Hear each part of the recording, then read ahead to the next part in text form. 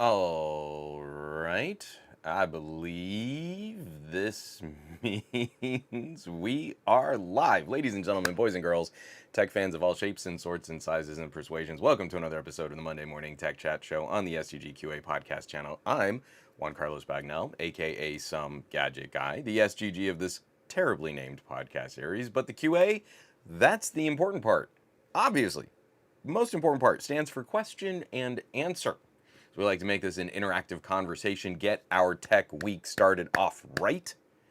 And of course, as is tradition on this channel, the last Monday of every month, we kind of let our hair down. We call it the PJ Pod, the Pajama Podcast. Take it nice and easy, light and breezy.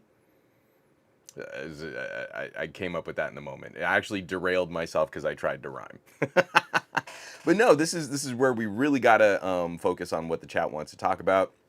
I have a couple topics in the title of this video that I think people will want to talk about.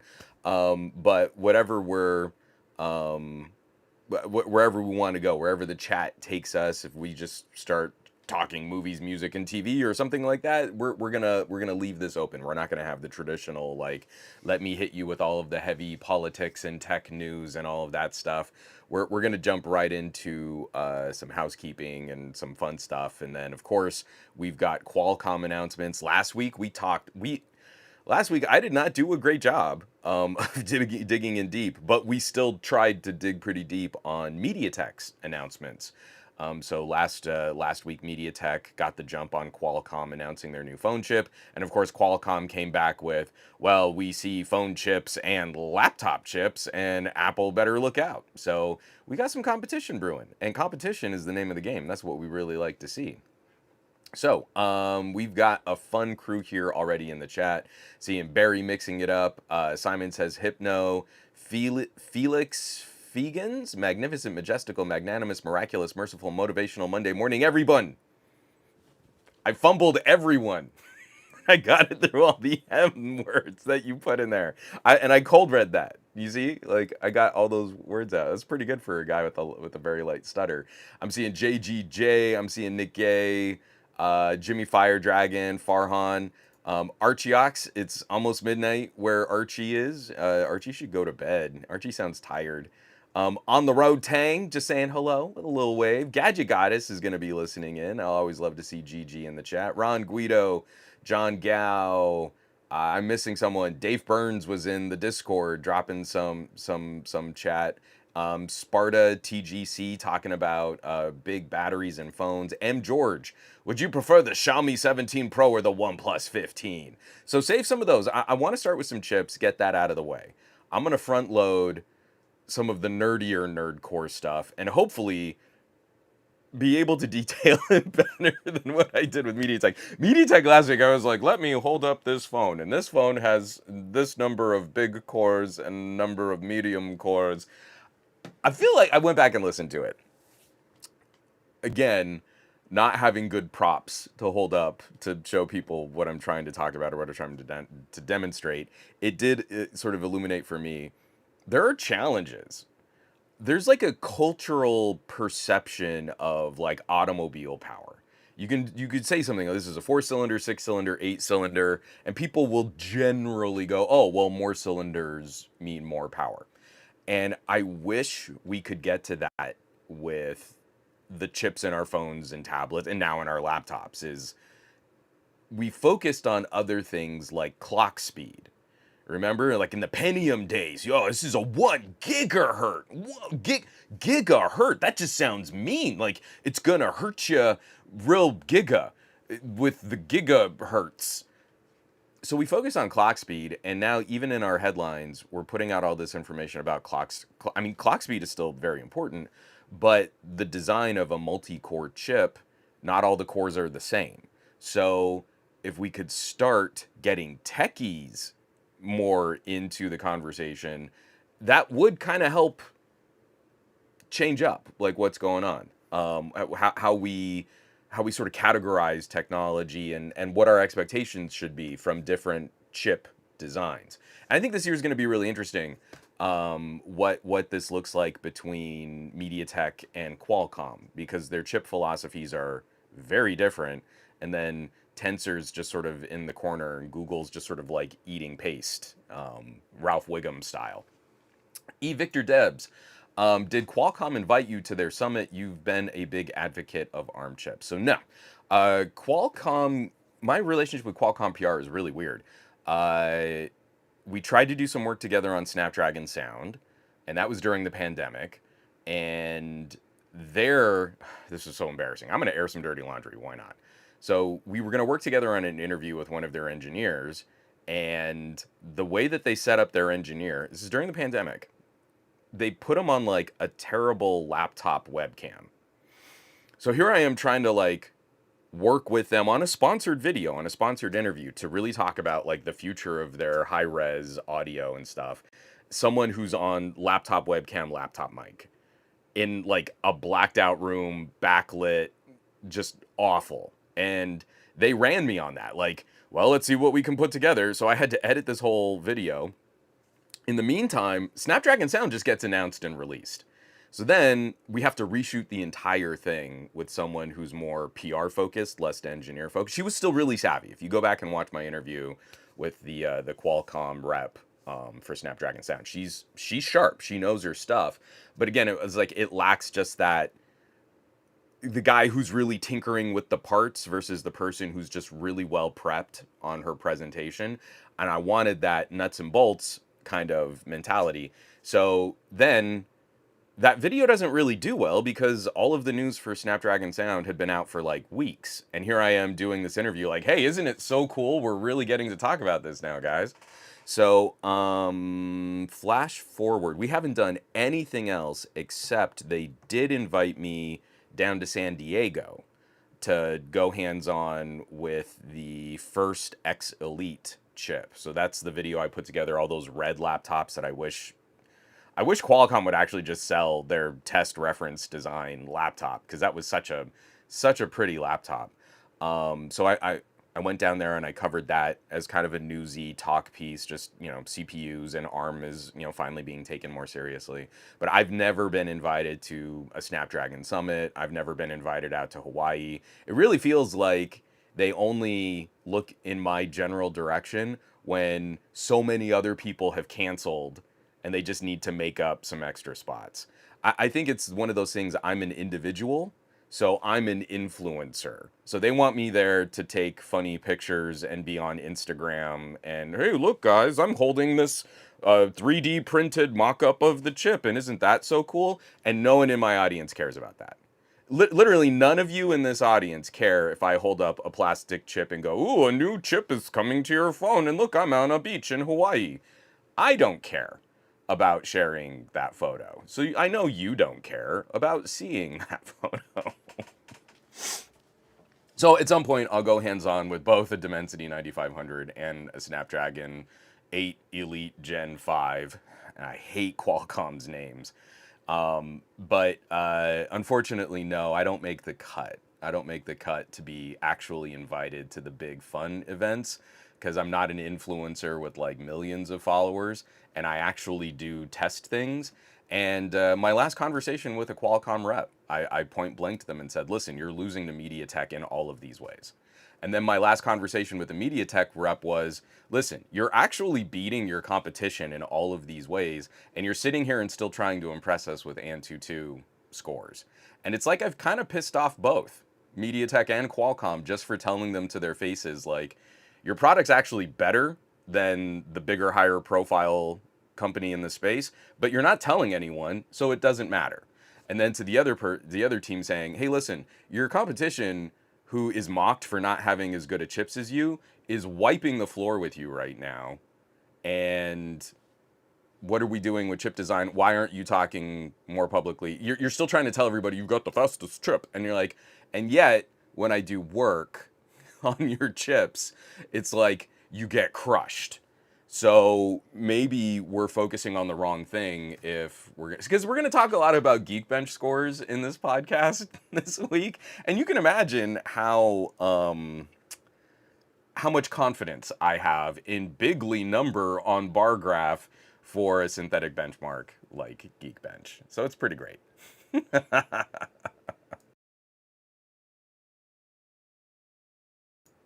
From Farhan, we got to talk about Qualcomm's new chip because I'm not sure about the non-elite 8 Gen 5. I think Qualcomm's in a funny space. So again, I want to jump on that too because we have the 8 Elite and then we have the 8 Gen 5, and it's an interesting strategy. And there is something that Qualcomm could do here that could be really interesting against MediaTek's next play.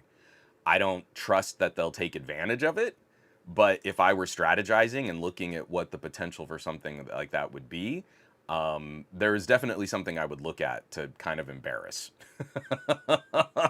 what my competitors are doing. Yeah, E Victor Debs. I vaguely remember you doing an interview about Snapdragon Sound, but I can't remember the details. Didn't realize it was so long ago. Yeah, and even if you remembered that, you're doing better than most because that video got no traffic. And again, it's like I understand that PR looks at an individual with a medium-sized channel and says, he's an influencer. All he must want to do is sell product. We'll give him affiliate links and then his audience can get great deals. And I don't give an F at all. I cannot care. Like again, if you ever want the blueprint on how not to run a financially successful YouTube channel, you can just look at mine. It's great.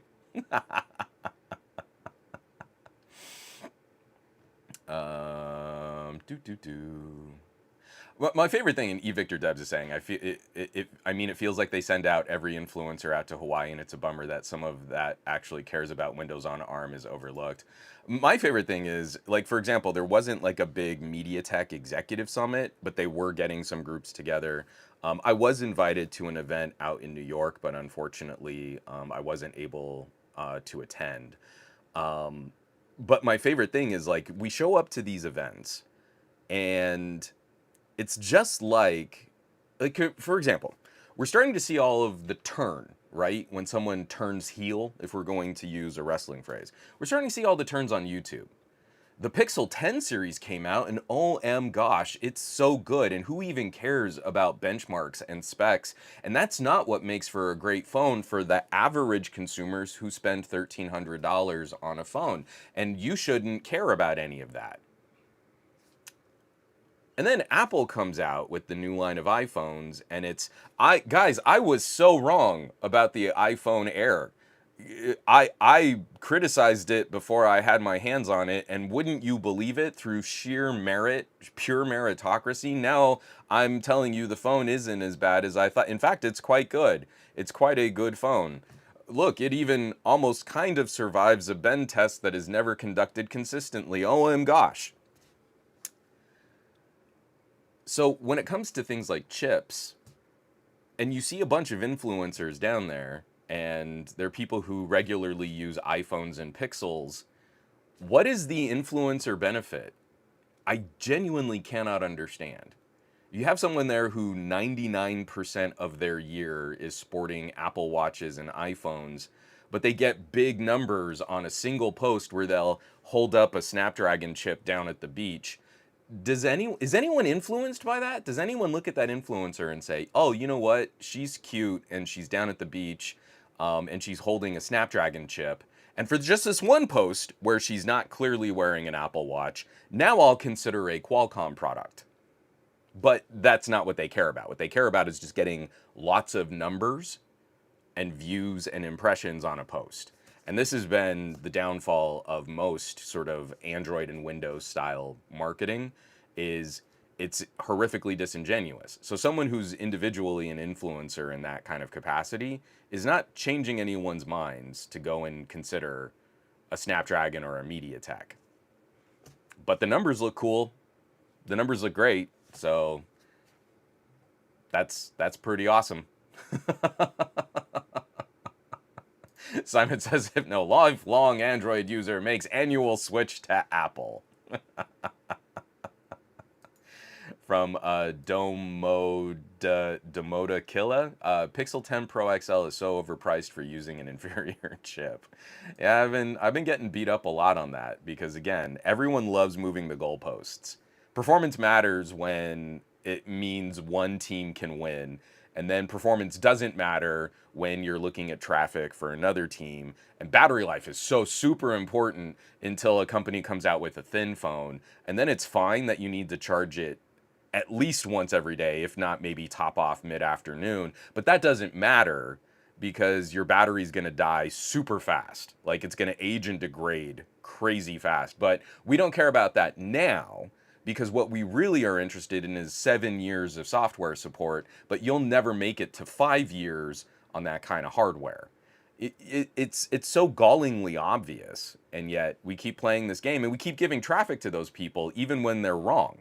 And we do things like, hey, look at this person. He's got a terrible take on this. So I'm going to share his video and comment on his video and engage with his video and thumbs down his video. And YouTube knows that he gets lots of traffic and lots of watch time. We just keep rewarding the sort of silliest aspects of this hobby.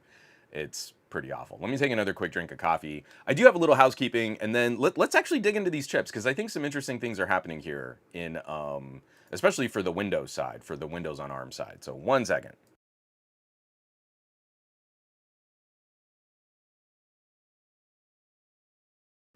Archeox. I mean, again, but I need you to pay attention. So this is a great comment here from Archeox. Archeox says, influencers pooped on the Nothing Phone 3 for using the Snapdragon 8 Gen 4, then praised the Pixel 10's Tensor. Again, 8 Gen 4, not as good as it could have been. Tensor, better than I was expecting. And I know all of you have seen that kind of commentary, right? So I need you to go and do this right now. I want you to put in nothing, go to Google Trend. Let's do it together, before I get to housekeeping. I'm going to go to Google Trends, and then I'll screen share this and talk through it while I screen share. Google Trends. We're going to look that. Why are you so big? Ugh, 200%. What was I doing? All right, so we're going to do nothing. If I could type with this Band-Aid on. I sliced up my finger doing a stir fry, and it's right on the tip of my index finger. Nothing Phone 3. We're going to see. Oh, and I need to expand this. So not just the past day. Let's say, past 90 days? We'll do the last 3 months. And we'd see the peak of that was back in July. All right, so July 2nd, and then everything. The interest in this search term cratered. After the first week of July. So from July 2nd to July 6th, that was the peak window of any interest in making videos or talking about Nothing Phone 3. Now let's put in, I'm going to put in Pixel 10 Pro. I'm actually going to narrow it down to one specific model. And now let's see. Okay, so back in July, there was that peak. The tallest peak of interest on the Nothing Phone 3 matches the beginning interest in the Pixel 10 Pro back in August. So it doesn't even reach 1/4. The top interest in the most interest we saw in search terms for the Nothing Phone 3 didn't even reach 1/5 of the total potential interest for the Pixel 10. And after the Pixel 10 sort of fell off a cliff, it's down to about 1/4 of its search interest. Now we're down into like 2% of the interest for Nothing Phone 3. So anytime that you see that kind of mentality in your tech reviews where, well, this phone actually has a better chip, but it got criticized, and this phone actually is a poorer performer, but it got more praise, that's the money. Look at this bar graph and tell me which one of these two topics is going to make you more money on YouTube. Is Pixel 10 going to make you more money, or Nothing Phone 3? That's it. Anytime that you're watching these bigger channels, especially the more financially successful ones, all you have to do is put two phones into Google Trends, and you'll be able to predict with very high certainty which phone is going to get better recommendations, better reviews, is going to be treated kinder. Nothing Phone 3 has some interest. There is some enthusiast interest. So it's going to be in those categories like OnePlus and LG and Motorola, phones that exist solely in video for other more popular companies to win. So again, I can't just go out and make a OnePlus video. I need to make a OnePlus video where my audience is really Samsung owners, and I can tell all of those Samsung owners how clever they are for not buying the OnePlus. Everything on the OnePlus is better than the Galaxy S25 Plus, but I don't like uh, Color OS. I don't like Oxygen OS. And one time I tried to swipe away a notification and it didn't work the same way as my Samsung. So even though the OnePlus 13 is better in every regard against a more expensive Galaxy S25 Plus, I have to give the win to Samsung. Maybe next year, OnePlus, maybe if your phone scored better in search, I could give you a better review. Time again. I'm not even a big fan of the Nothing Phone 3 just as like what they're trying to achieve, and anytime you tell me like the idea is aesthetic, like that's not me. I'm not the guy.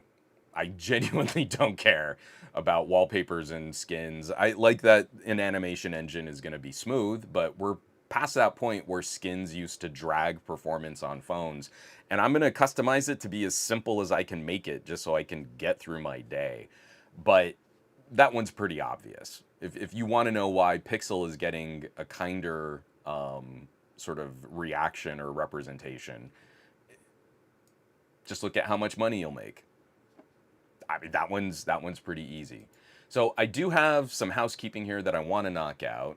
Real quick, we're just going to do the rundown here. SomeGadgetGuy.com. I did something, I kind of broke one of my rules. This is the Orico SharpVid 4K 60 frame per second USB capture card. Usually I don't put my 4K vids up publicly on YouTube, but this time, because the whole point of this capture card is 4K content, I went ahead and put the 4K video up on YouTube, knowing that this probably isn't going to make a lot of traffic anyway. This is now, I've switched over. This is what I'm using. You can totally tell on my 720p stream here on Restream that I've switched over to the Orico. But for anything that I need to record locally or when I'm doing this kind of talking to camera, I'm going to give it a run, like actually use it and just kind of see if it's any different or how this footage looks when I'm trying to edit. I'm kind of curious to see, but I did a video where I was directly comparing footage from the camera recorded locally on the camera and footage captured from this card. And again, it just makes me excited to see, you know, sort of like gamer style tech, like 4K capture. That's kind of like a gamer thing, but it makes me kind of excited to see like how fast prices have fallen on legit 4K recording. It was so frustrating over the last couple of years where I'd pick up these capture cards and then it would be like, oh, it supports 4K, but then you'd see, oh no, it only records 1080p. I don't care about supporting 4K. I want to record 4K. Then after that, just a fun little return to the Gadget Lab. I have not spent much time with SoundPeats over the last couple years. I remember just they're a fun bang for buck kind of brand, and they're coming out with something really ambitious, the H3, which is a triple driver, true wireless earbud, very IEM style casing, which fits my ears a lot better than the earbuds that use a cutoff stalk. And then I've been talking about this for weeks now. I finally got out my sort of not a review of the Vivo X200 FE. And I just had big questions in that video because I still don't get what the FE is. And I'm very cynical about FE phones being parts bin phones. We've got all these parts. We could quickly assemble those parts with minimal R&D costs, use this frame, use these chips, use these cameras, get the certifications, get the distribution, and ship them out. So I kind of put it in there, like, who is in FE4 now? I lock up pretty hard when I can't figure out who the right fit for a phone might be. So I like to pride myself. I feel pretty confident that you give me a device. Most times I can use that device and then say, hey, you know what? This might be a smaller market, but I think these people would really like the product that you're putting out there. And for an FE, I tend to stumble on that. Maybe you shop last year's premium phone, that might be a better buy than getting an FE. Or maybe there's another phone, literally, that was released this year from the same manufacturer that can achieve a lot of what this FE does, but at a lower price. So those kinds of things really break my brain. I really want to try and be more specific, and when I can't get that specific, I'm totally at a loss. So this video is really just watching me struggle to not be able to articulate what my feels are about something. And then one last one for housekeeping, early access on the Patreon, patreon.com/somegadgetguy. I'm flush for amazing audio right now. And the folks at Status sent over the Pro X triple driver true wireless ANC earbuds, premium tier earbuds with a fun hook. Again, like those Soundpeats. Triple driver seems to be the new exotic flavor of how to make a premium earbud. These are going to go toe to toe with AirPods, Sony's, the XM5s. I think they're going to play really well in that sort of consumer facing sound, but audio quality that's really fun and playful and vibrant. That kind of, you put them in your ears and there's a novelty to them and how they sound. So that's early access on the Patreon, and that'll probably be coming out in a couple days public on the YouTubes, youtube.com/@somegadgetguy or /Juan something like that, and then somegadgetguy.com, where if you really want to keep up to date with everything that's being published, you can't count on YouTube notifications. You really got to come up with your own notification, or you can follow somegadgetguy.com, or you can become a free member of patreon.com/somegadgetguy. You won't get all the access to the 4K videos and stuff, but if you really want to know when something's coming out, you'll actually get notified there, as opposed to YouTube, where, who knows? I have people who with smashed bell icons coming to my channel regularly to tell me they didn't know I was still making videos. So it's pretty great. It's pretty great. Got to do one quick shout out here. Control Alt Clay subscribed with Prime. They've been subscribed for 26 months and currently on a 2-month streak. Thanks so much, Control Alt Clay. I love it seeing you come back to the subscription side, and I appreciate the support here on Twitch. You get the incredibly embarrassing acapella fanfare of glory.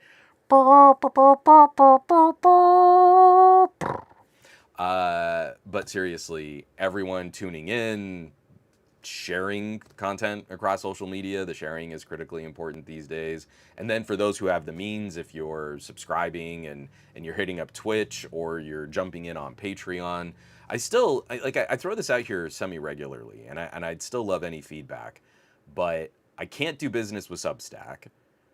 I don't like YouTube. So what YouTube would have me do for you to be members on YouTube, I think is a much poorer value than what I can put together on Patreon. And I understand why some people get antsy about doing business with Patreon, but I still haven't found a better way to offer up what I think is a reasonable exchange for like early access, 4K videos, production diaries, behind the scenes, the private Discord.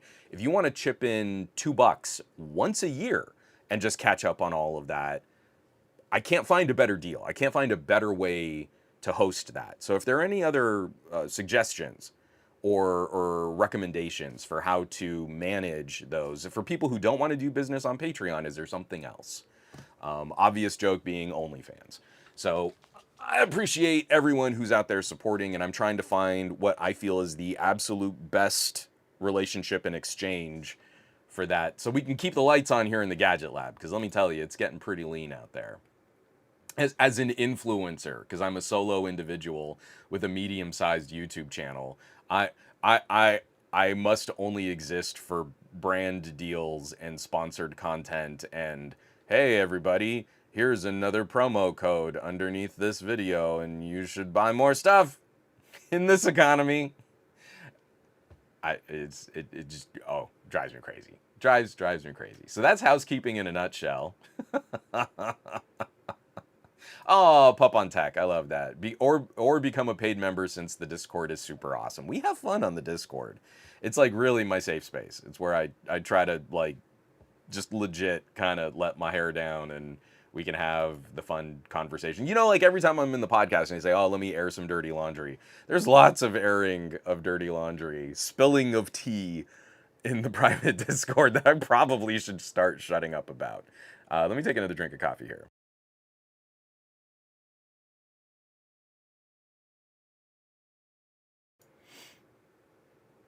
So Archieox is saying, I'm thinking they have this worse OnePlus 15 because they were about to sell a Pro, OnePlus backtracking on progress and ignoring community input again.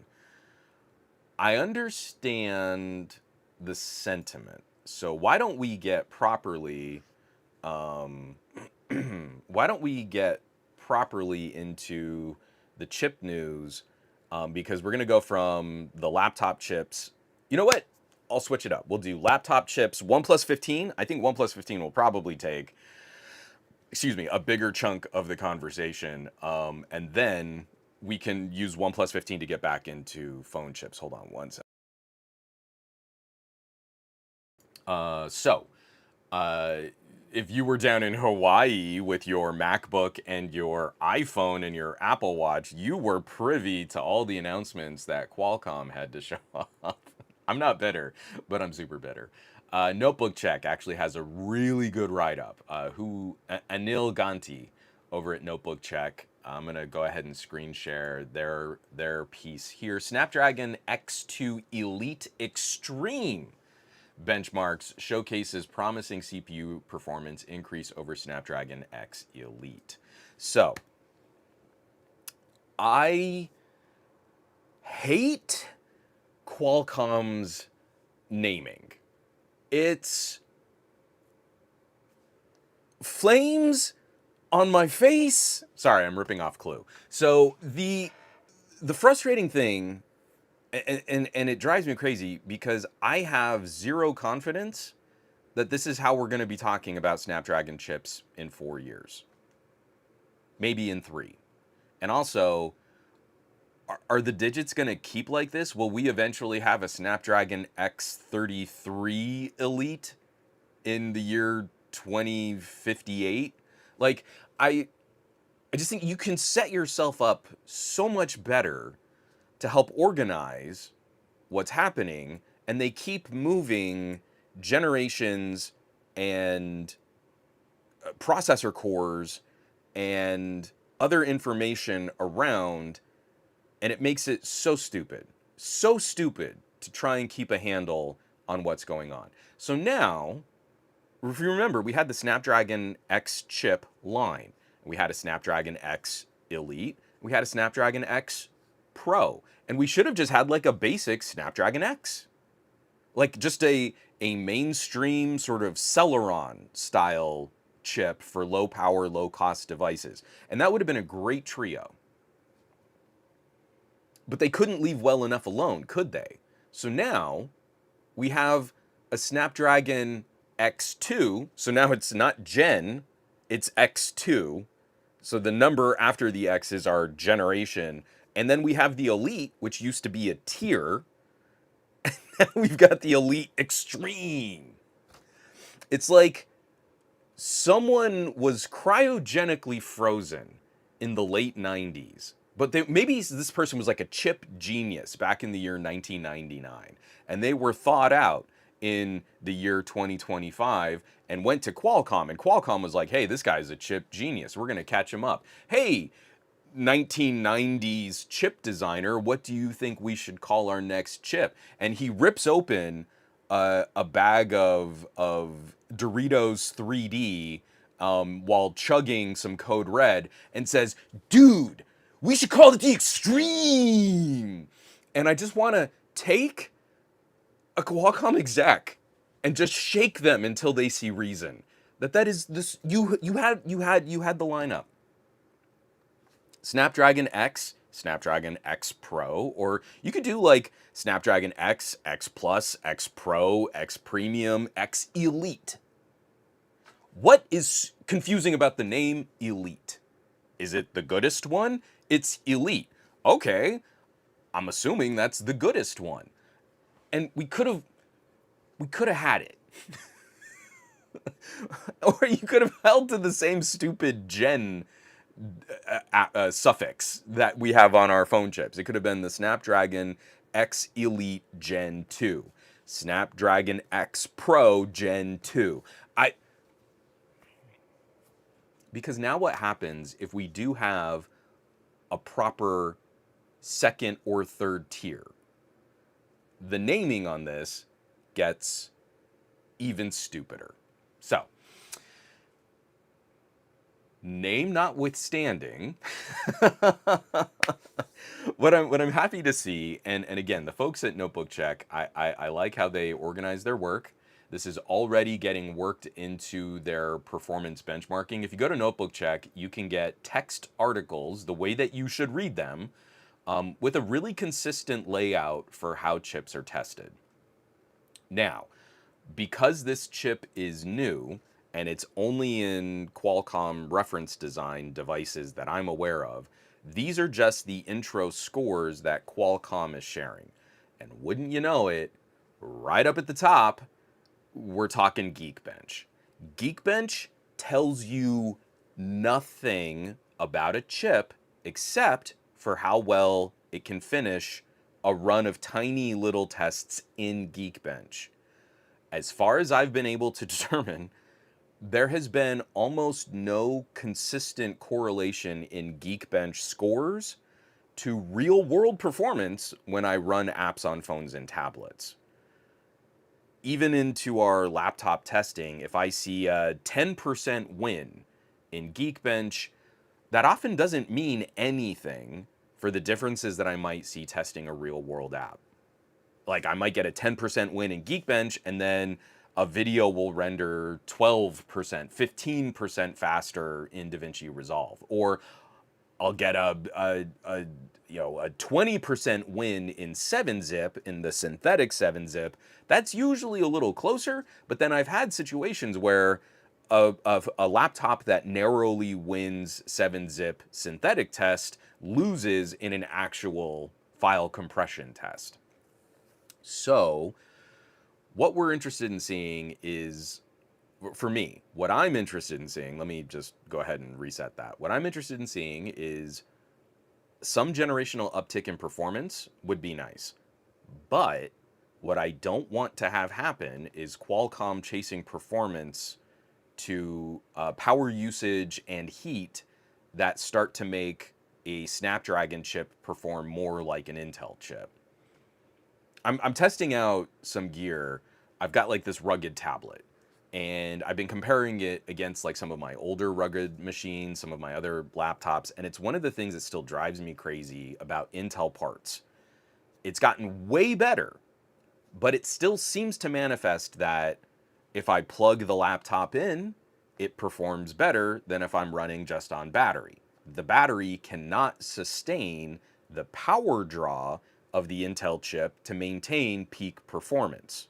So it's not even thermal throttling, it's literally just the electricity that you're sending to the chip is insufficient to run the chip at its maximum. We saw that all the time with the creator laptops and gaming laptops. That's a known thing, but when I have a portable computing device that I might need to run on its battery, the Snapdragon chips, and AMD is better about this too, but the Snapdragon chips have proven the best at maintaining peak performance just on battery power.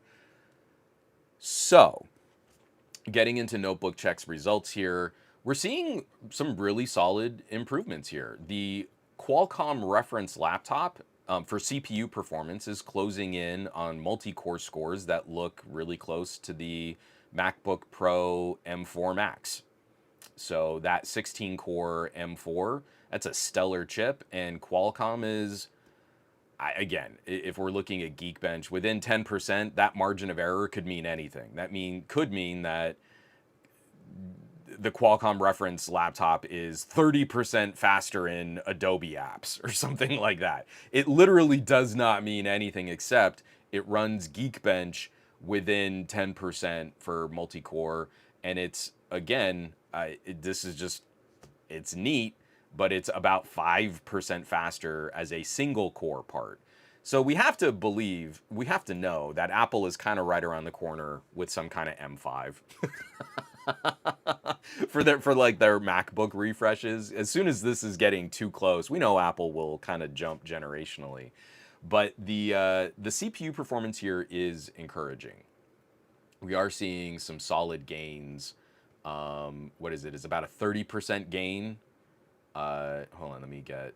Yeah, I got that right.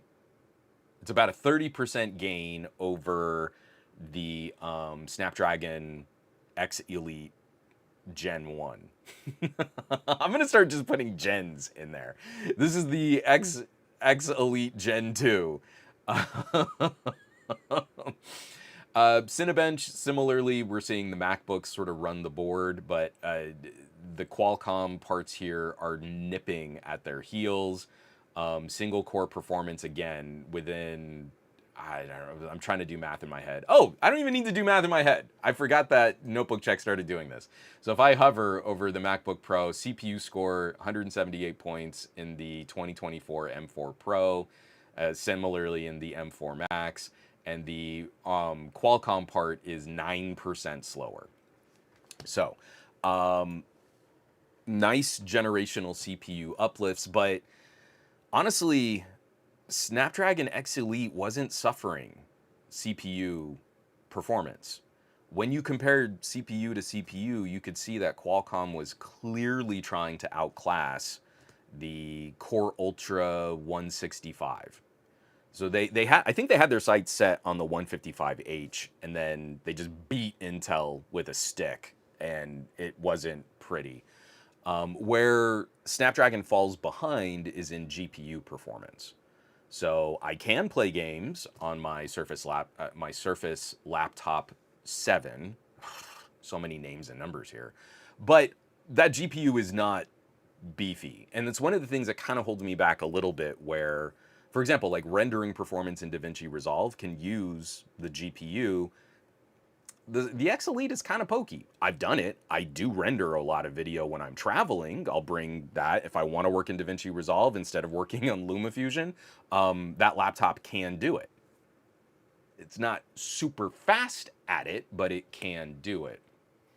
And so following the rest of these charts here and looking down, let me get back into screen share. If we mix in Qualcomm synthetic scores, the Snapdragon X2 Elite Extreme is scoring higher in these early synthetic benchmarks than the Ryzen 9 9955 HX3D, one of the top chips from AMD. So these Geekbench scores look pretty cool, but oh, did I not pull it up? I had some GPU scores, I thought. No, I guess I do not have that up. No, that's CPU. Oh, no, there they are. Sorry, I needed to scroll down further. When we're looking at sort of 3D Mark as the GPU benchmark, the Qualcomm reference design laptop falls way behind AMD's top mobile chip, which is being used in the Minis Forum MS S1 Max. And it's fallen pretty far behind the MacBook Pro with the M4 Pro. When we look at the M4 Max, it falls even further behind. So we are seeing what Qualcomm is aiming for, and I kind of like this. What Qualcomm is aiming for was a generational improvement, doubling the performance of the GPU in the first X Elite Gen 1. And I think they've achieved that. So that puts it into more comparable territory against what Intel's newest GPU, integrated GPU, is actually pretty solid. Then again, AMD definitely rocking some great integrated GPUs. Excuse me. And the M series chips, really, really solid. So now Qualcomm is at least in a more competitive space there, but I think it's going to be the pokiest of the four when we're looking, especially at gaming. But the other applications that draw on the GPU are the things that I care about. And if we can see that uplift, then it won't be a situation where getting like an original M1 series MacBook could still beat an X Elite in video rendering. At least you're making the argument that the newest Windows on ARM chip isn't losing to a 4-generation old MacBook when I fire up DaVinci Resolve. That helps tremendously.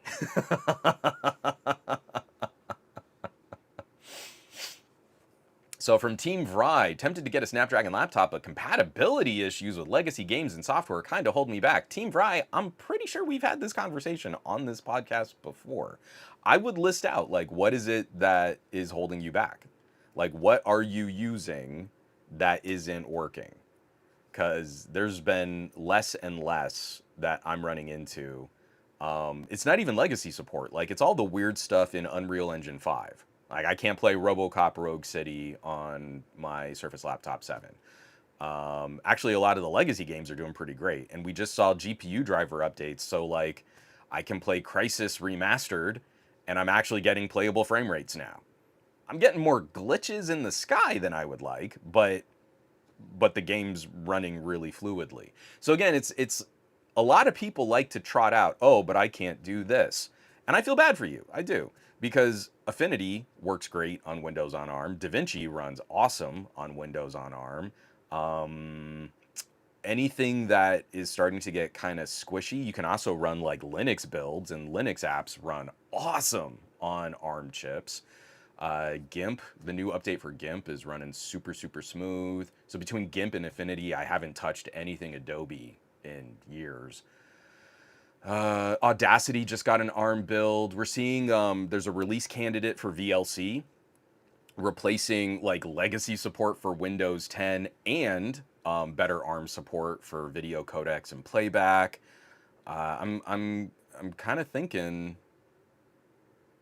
Yeah, I can't think of much. Oh, he's saying to be honest, it's mostly old PC games from the early 2000s. So unfortunately, at some point, we're just gonna have to let some of those go regardless. I know, I'm sad about it too. But that to me is like where maybe you get the X Elite Windows on ARM laptop, and then maybe you also pick up like a Steam Deck or something like that too. Maybe that's the hook.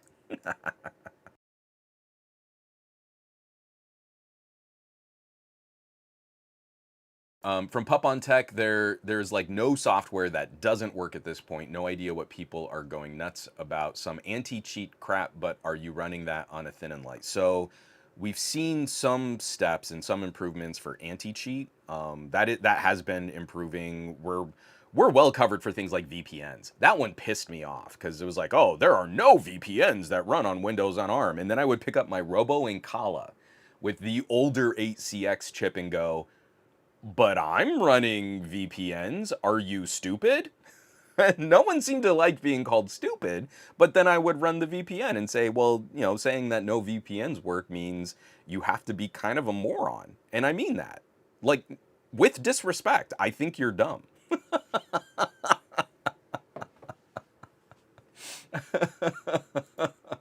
But my points being, though, we've got CPU performance that is going toe-to-toe with the best that AMD can put out.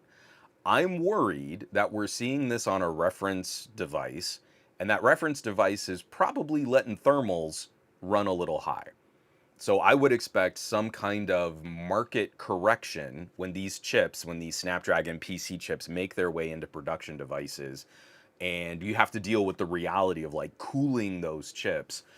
We're probably going to need fans. I think Qualcomm is achieving this, and please someone send me information if I have this wrong.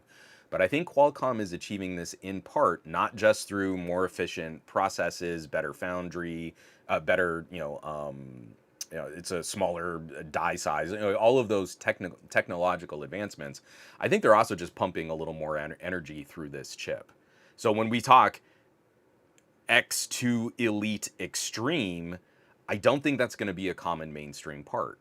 I think the X2 Elite is going to be tuned down and probably closer to the first generation Snapdragon X. And that's going to be the mainstream sort of bread and butter, somewhere between Core Ultra 5, Core Ultra 7, maybe an AMD 9700 type of part. that's what is going to be more mainstream and attainable. And then there's going to be a tiny fraction of binned chips that get labeled extreme, and they're going to go into the most horrifically expensive laptops. But if you could put that chip in a desktop and it can directly compete against an AMD 9900, then I think Qualcomm is in great shape CPU wise. Now, what we need to see, I still remember, I told you all this from my first visit down to San Diego. We had a direct quote from one of Qualcomm's engineers that there was no reason why a Snapdragon X Elite couldn't support some kind of dedicated GPU or external GPU. So for all those things, like let's say you have a little mini PC, because they showed that off too. It's like this like wafer platter thing. It was like a small frisbee that had a whole computer built inside of it. Ooh, it's so cool, Qualcomm. Maybe put out some real dev kits. That'd be awesome if you could do that instead of making a coaster PC. Um, maybe it's a coaster so you can keep your drink warm. I love these chips so much. I've been such a nerd for ARM for years, and I can't help, like, Qualcomm, that was so stupid. You couldn't see, you made like this little circular flat PC, and what immediately what comes to mind is that's a thing to keep my coffee hot. Who is doing your PR? The person naming your chips is like pulling random tiles out of a Scrabble bag, and the person who's doing like your really cool bleeding edge R&D, wouldn't this be amazing, didn't see that. How could you not see that? Oh, our chip runs so hot it keeps your beverages warm.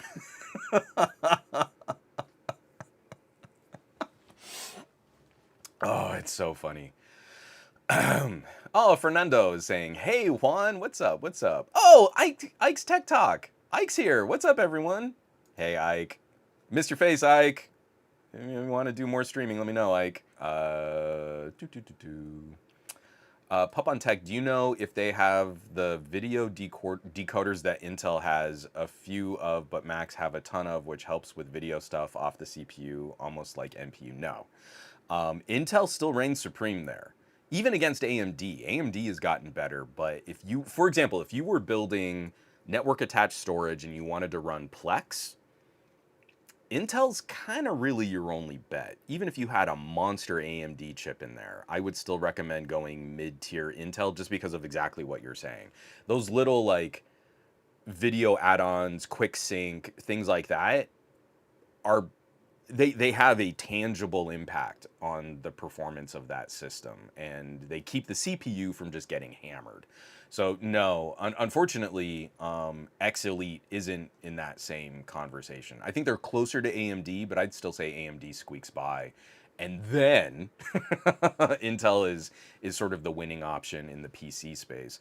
I'm hoping that that starts to change as we see Microsoft's attitudes sort of shift. All of the AI stuff, I'm kind of hoping like we can start leveraging NPU for more of that. We can start leveraging co-processors for more of that. MediaTek's design from last week was really interesting. Not just an ISP for your camera, but then also dual NPUs, like a big beefy number crunching NPU and then a smaller power efficient NPU, big core, little core. So some of that stuff could be really interesting, I think in 2027, 2028, where we don't have the same kind of video decoder purposely mashed into every CPU. We could do something that's maybe a bit more flexible in terms of that performance. I'm totally spitballing. I have no good data to suggest that that's what's going to happen. I think there's potential there.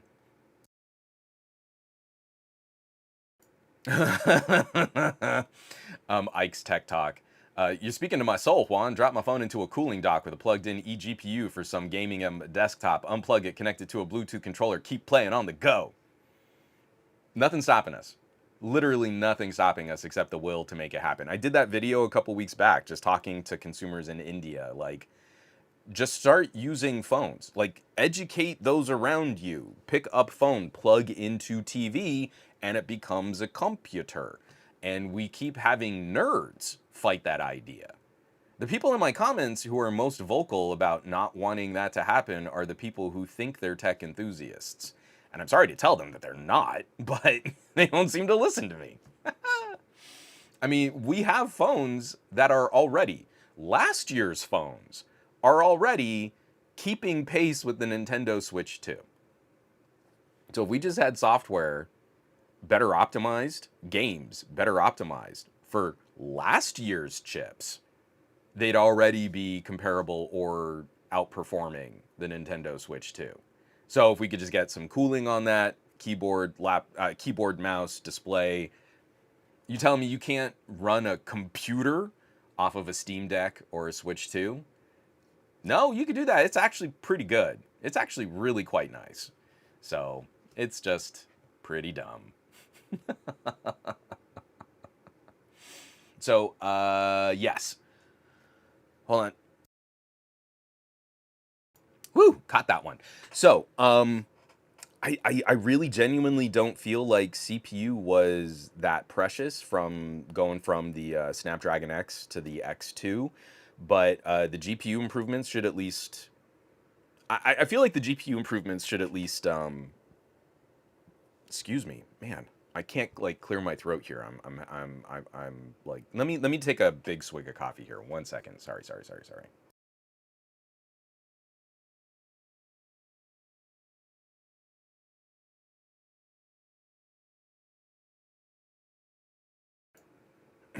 Okay, we'll try that. But yeah, I think the GPU performance will at least be appreciated, but I'm still pretty confident we're going to get there and we're going to have a whole bunch of commentary from the more PC focused guys saying things like, yeah, I mean, this got better, but you can't play games on it, and that's really so it's not good enough. So, I mean, you can't even play games. And I think that's going to kind of, I think we're in for a second year of sort of purposely missing the point, and then I think by generation 3, and yet another uptick, when we get the Snapdragon X3 Elite, I think then we'll have been in the market long enough for the PC bros to take it seriously for what it is. And I'm hoping that this is the year we'll start to see more play with some of these chips in desktops. I really feel Snapdragon, that one of their biggest missteps was fumbling a dev kit and then not working with any of the other smaller labels. Like, you could have hit a Minis Forum, you could have hit a Geekom, you could have hit an Ace Magic. And I know they didn't want their parts to look cheap, but just imagine what could have happened with a bigger push on X Pro in a mini PC desktop form factor. That would have been such an incredible performance machine coming in, hopefully at a reasonable price, but could have been a really fun system to showcase quietly. Enthusiasts are going to care about this. The nerds are going to care about this. We know we're making a limited quantity of these. We know they're not going to blow up, go super mainstream. So we're not pushing Asus. We're going to push Geekom or Ace Magic or someone like that. And I think there could have been some more potential to explore what was happening there. But I'm hoping that this is a legit year for the Snapdragon chips to make their way into more desktop style solutions. I think that'll be a really, really good. It'll show that the companies have more confidence in the product. You can give me all these Geekbench scores. Our chip outperforms the 9950 X3D from AMD. Not if I can't put it in a workstation. Not if you're only getting that because you've overvolted the chip 100 watts. Like, no, that's not real. So I really need to see this in a functional, production-ready, consumer-facing machine just to see what what that's gonna look like. From Gabaletta, these are the same PC bros who will spend $2,000 on an extremely boutique PC handheld to play games at 1080p 60. I mean, again, they're also, talking up how to get like MSRP on on a GPU so that they can, I guess go down to the lowest level graphics settings for like Fortnite or something like that. I don't know how that works. From Mr. Maug, I'm hoping for Snapdragon Windows handhelds. That's another one. I'll be really interested to see Because I think AMD might still have the win there. I need to look up some numbers, but what's going into the newer handhelds? We talked about this a little while back, and I can't remember all the numbers in my head, but the new APU, that new Z2 Extreme, that's going to be going into the Windows PC gaming handhelds, is very similar to the 8945HS. So the last generation, top of the line laptop chip is very similar to what's going into the AMD Z2, I think. Someone please correct me on that in the comments. I think that GPU might still be the Snapdragon X2 Adreno, but we'll need to see it in real life, like in real action. What does this thing actually put out? And that'll start to help us rein this in. I don't think Geekbench is really giving us like what's really going to get us higher frame rates, what's really going to get us faster video rendering. Geekbench scores are not going to predict that for us.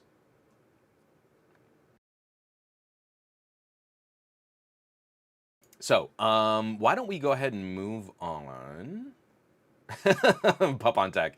With proper drivers, the X Elite is a hell of a drug for handhelds. ARM really is the winning move there. Until Risk takes off, ARM is the solution. It's wild to me that Nintendo has had such incredible success with underpowered NVIDIA ARM chips, and everyone's still like sitting on the fence and clutching their pearls and really just concerned, and I don't know, and could it really do this? And yet, on my phones, I'm starting to install games directly from Steam and play them through Proton on Android with that kind of translation layer or emulation layer. And I'm getting better frame rates than what I can get on my Steam Deck. So at some point, people maybe shouldn't be as concerned. ARM really is the better performance per watt solution if we were going to drive those kinds of experiences. And it's wild to me that the nerds, the bros, the tech bros, are the ones that are more resistant to the idea of a different architecture because they think their fandom for Intel or their fandom for AMD is what's more important.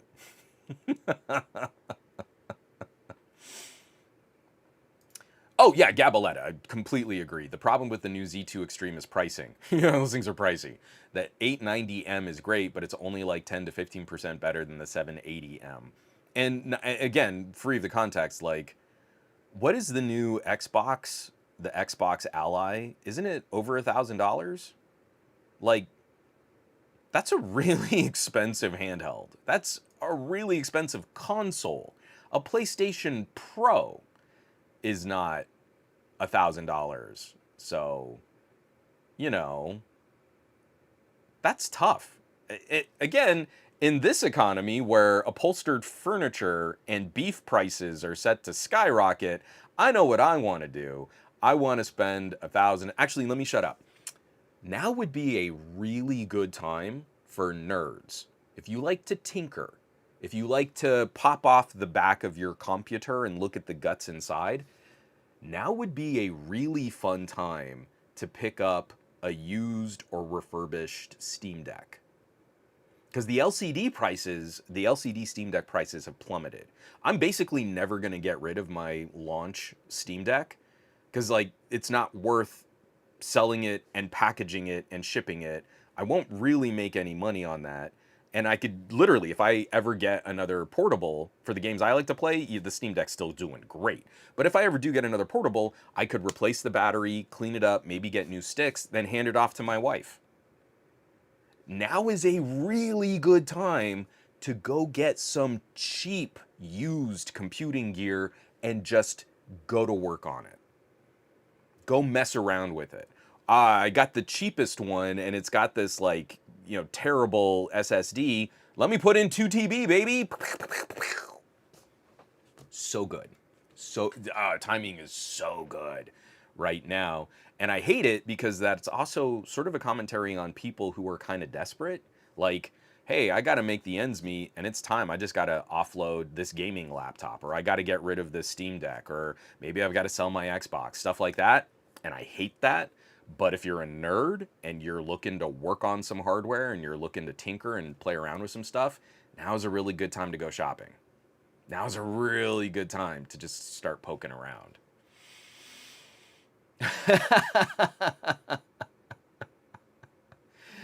So sorry, Pup on Tech. No, Juan, please stop running real software and go back to N22. N22 number must be bigger. Archeox. I really just want to play AAA games on a fridge. From Abhishek. Some engineering and mathematical tools that I use don't work on ARM though. Okay. I'm sorry, that's a bummer. Have you reached out? Like, or could you list them? I know like there isn't foolproof if you have like the Windows translation layer and stuff that slows you down. The point that I'm getting at, and I'm not trying to pick on anyone, but you know, Team Vry. Oh, there are things I can't do. List them. Oh, I can't use this math tool. What's its name? And have you tried reaching out to them? Like, for example, I now have working drivers for my Focusrite audio interface, and I can now use that properly on Windows on ARM, not just as like a pass-through device, but like as a legit high quality ASIO, low latency device.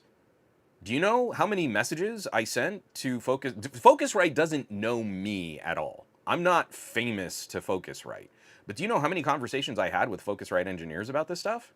Like, if you're not trying or you're not saying, hey, this is the tool I want to use, will your software support the tool I would prefer, then they're not going to do anything.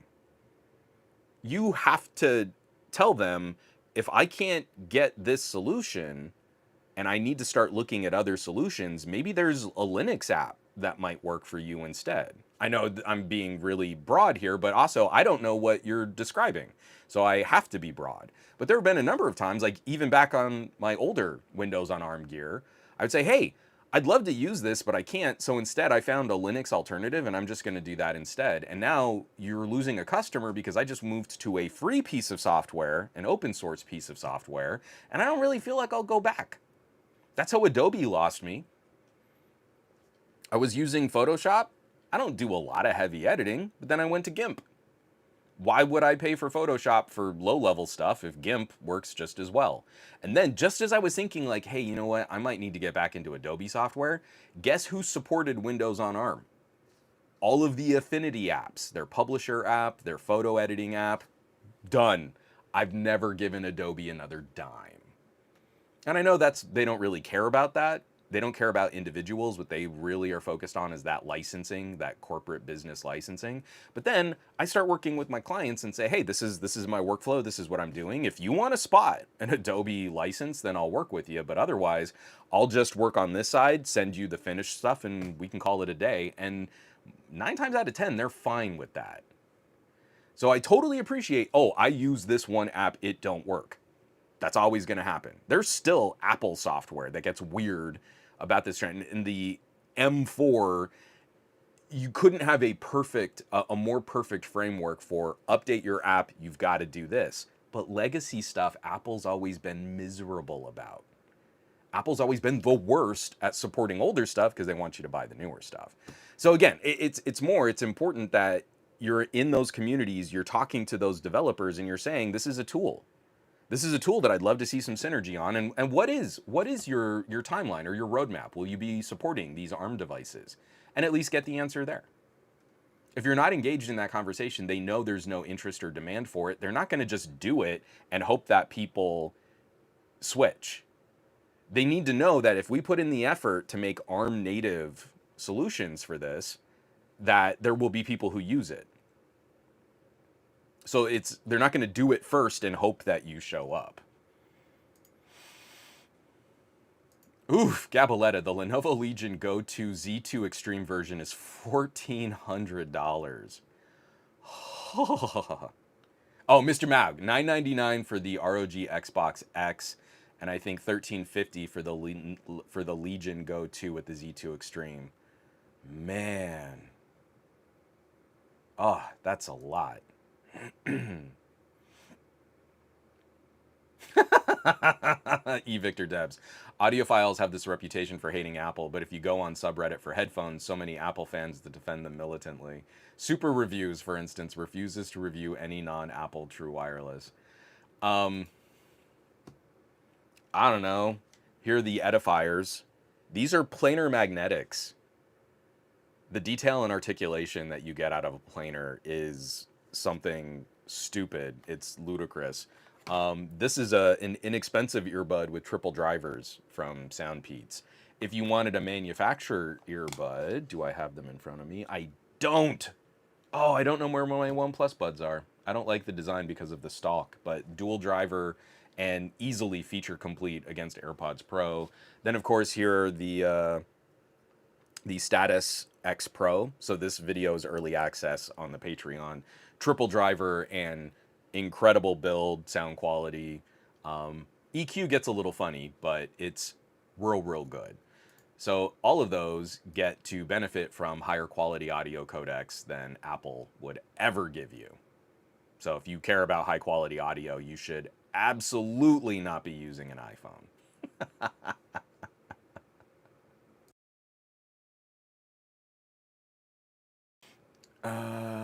Scrolling down. Oh, Mr. Mag, you're right, Juan. As techies really shouldn't have an issue with trying out different software to see if we can accomplish the same tasks, especially when trying new hardware. To me, it's just curiosity. To me, that becomes one of the defining characteristics of an actual tech enthusiast. Allow me to play gatekeeper for just a second. If you only want to buy products from one company, I wish you the best. Go have fun. Go spend your money. Go do the things that will bring you joy. But you're not a tech enthusiast if you're at least not curious about what other companies are doing and what other companies are making and how it compares. You're not enthusiastic about tech. You're a brand fan. And go be a happy brand fan. Go put on the t-shirt and wear the ball cap and sport all the labels and put the sticker on your car. Go be happy. But you're not gonna like my channel.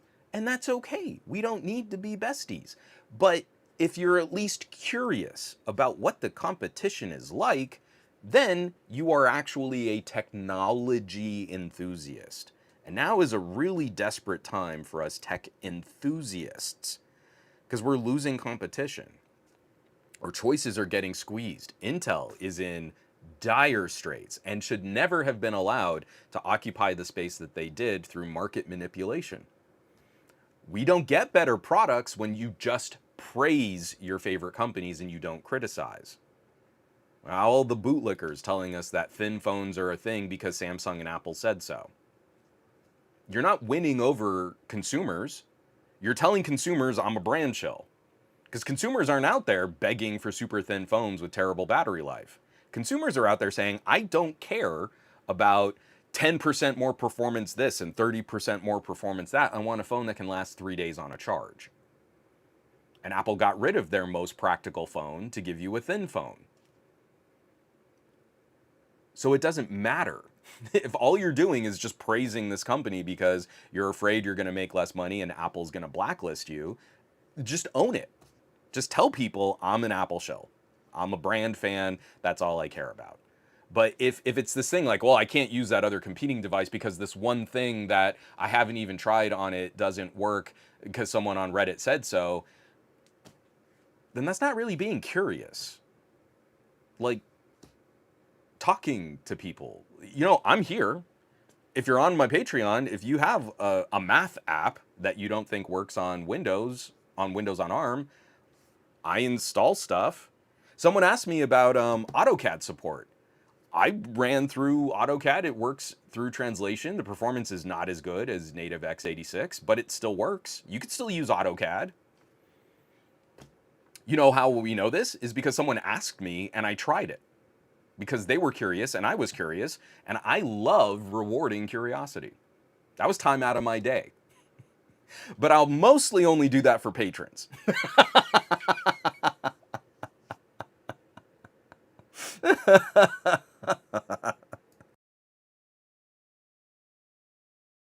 Oh, Ted, yeah. Ted saying true wireless planar magnetics. Edifier's doing some wacky stuff. The Stacks are some of the best sounding wireless headphones I've ever played with. You gotta tweak though. Edifier, I almost always hate what they sound like out of the box, but the Edifier Stacks cans and the Edifier, I can't remember what their name is for their true wireless. Oh, and the font is so tiny. I don't know. But yeah, these are planar magnetic true wireless earbuds. Again, out of the box, I think they sound kind of crap, and then you tweak the EQ just a touch to what you like, and then all of a sudden, mids and articulation come through like nothing I've ever heard on true wireless earbuds before. And people are going to sit there and go, "Oh, AirPods Pro," and it's like a just like the most average build that you could make a single driver earbud. Yeah, the ANC is real good, but there is no color or life to what Apple is doing on their earbuds. It's like the most mainstream Wonder Bread milk toast kind of presentation. And if you want to get wild, you can do some really silly stuff and hear some really crazy stuff and boost some color and hear some detail, rasp and buzz. Like, it's really not that hard. And you'll spend less. But, oh, I really need the best call quality. Cool. Cool. Go have the best call quality. Because I buy earbuds for my ears, not for how I sound on other people's speakerphone. So that's just my take on it. I'm way behind on the chat. We got to move on. I want to talk about OnePlus. So let me switch gears here. Where did it go? Nope, that's still Notebook Check. There we go. So I'm pulling this up because Android Authority just gave us a good look at the actual press event. So on stage for the Snapdragon event, one of the first phones to arrive with the new Snapdragon 8 Elite Gen 5 is going to be the OnePlus 15. So rumors have been poking around quite a bit. We've even talked about this new design for the OnePlus.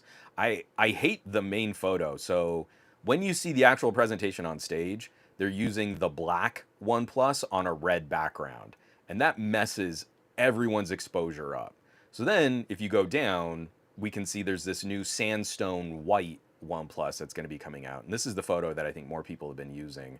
I really don't like the square camera assembly, the square camera housing, but it looks like we're taking the main build shape of the OnePlus 13R, flat screen, flat sides, flat back, very iPhone-y in that kind of super, super flat presentation. But then they're going to a square camera module on the back, and I'm hoping that this will be the sort of grippier texture on the OnePlus, that kind of sandstone. I really want that finish over all of it, and I'm hoping it'll be a phone that really feels good without a case.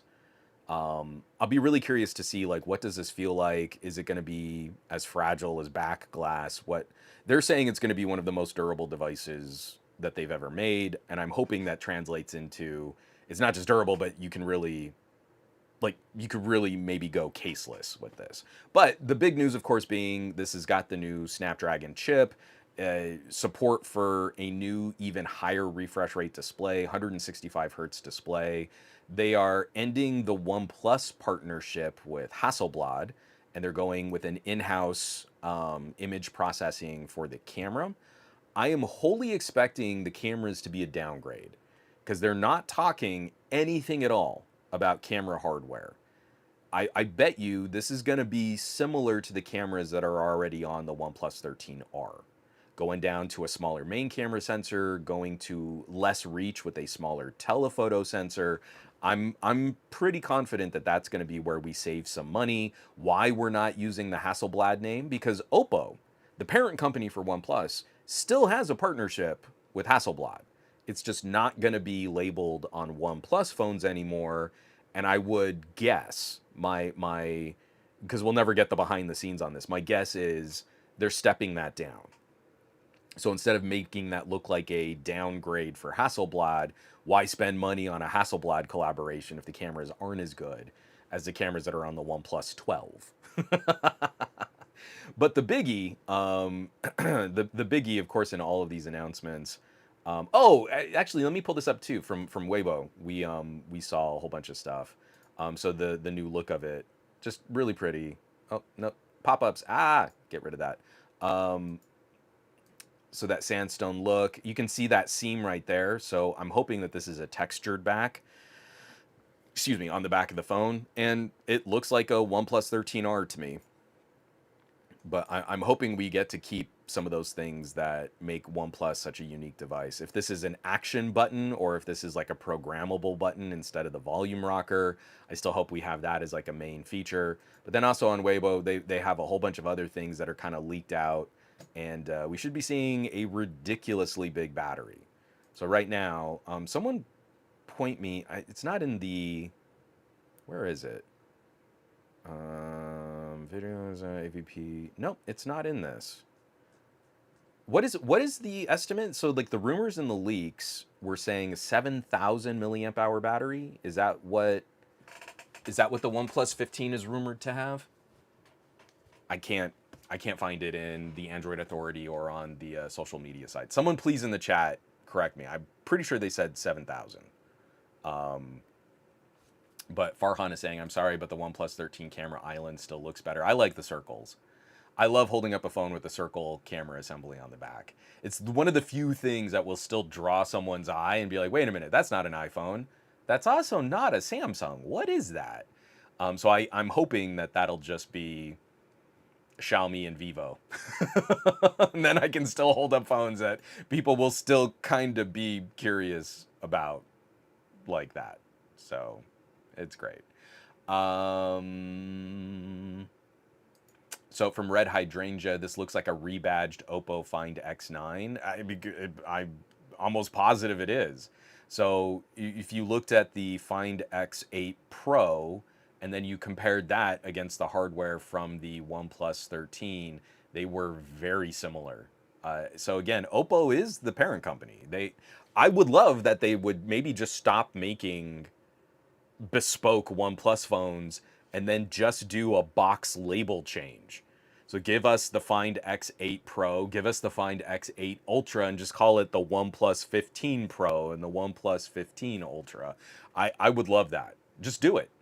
Again, stop pretending that there are these super critical, important differences between these kinds of phones. Like, they're all premium tier workhorse devices. Save money. Just get the approvals for all the Oppos. Hey, we got Scoop. Bionic Scoop saying, one. So, everybody's got to keep an eye out, and Scoop better speak the F up, because he's talking about maybe doing a book.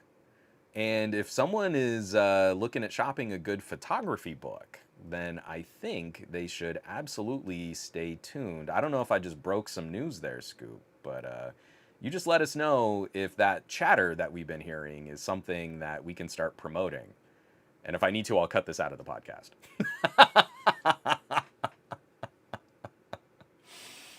Abhishek is saying, for example, there's an optimization tool that I use in my algorithm. It works fine on x86, but on ARM, there's a lot of work to get it to work. And I did reach out to them. Cool. What's it called? Abhishek, I just went through that whole explanation on what is this and what is ARM. And again, there's this one optimization tool that I use in my algorithm. Okay, cool. I appreciate that your specialty work in that one sector of mathematics is likely a concern, just as it would be if you tried to do your work on a Chromebook, or if you were so honed in on one specific application in Windows that might not also work on a Mac. So when we talk about, hey, I think Windows on ARM is ready and consumers should check this out and people should use it, you would still have had the same issues, right? You couldn't just switch to Chrome OS and do the exact same work in the exact same way. You likely wouldn't have been able to switch to Mac OS unless you flipped it and you were running Windows, and even then you'd be working through translation layers that might not have worked also. So every time I say, hey, I think Windows on ARM is ready, I get someone pushing back, well, it doesn't have all the things I need.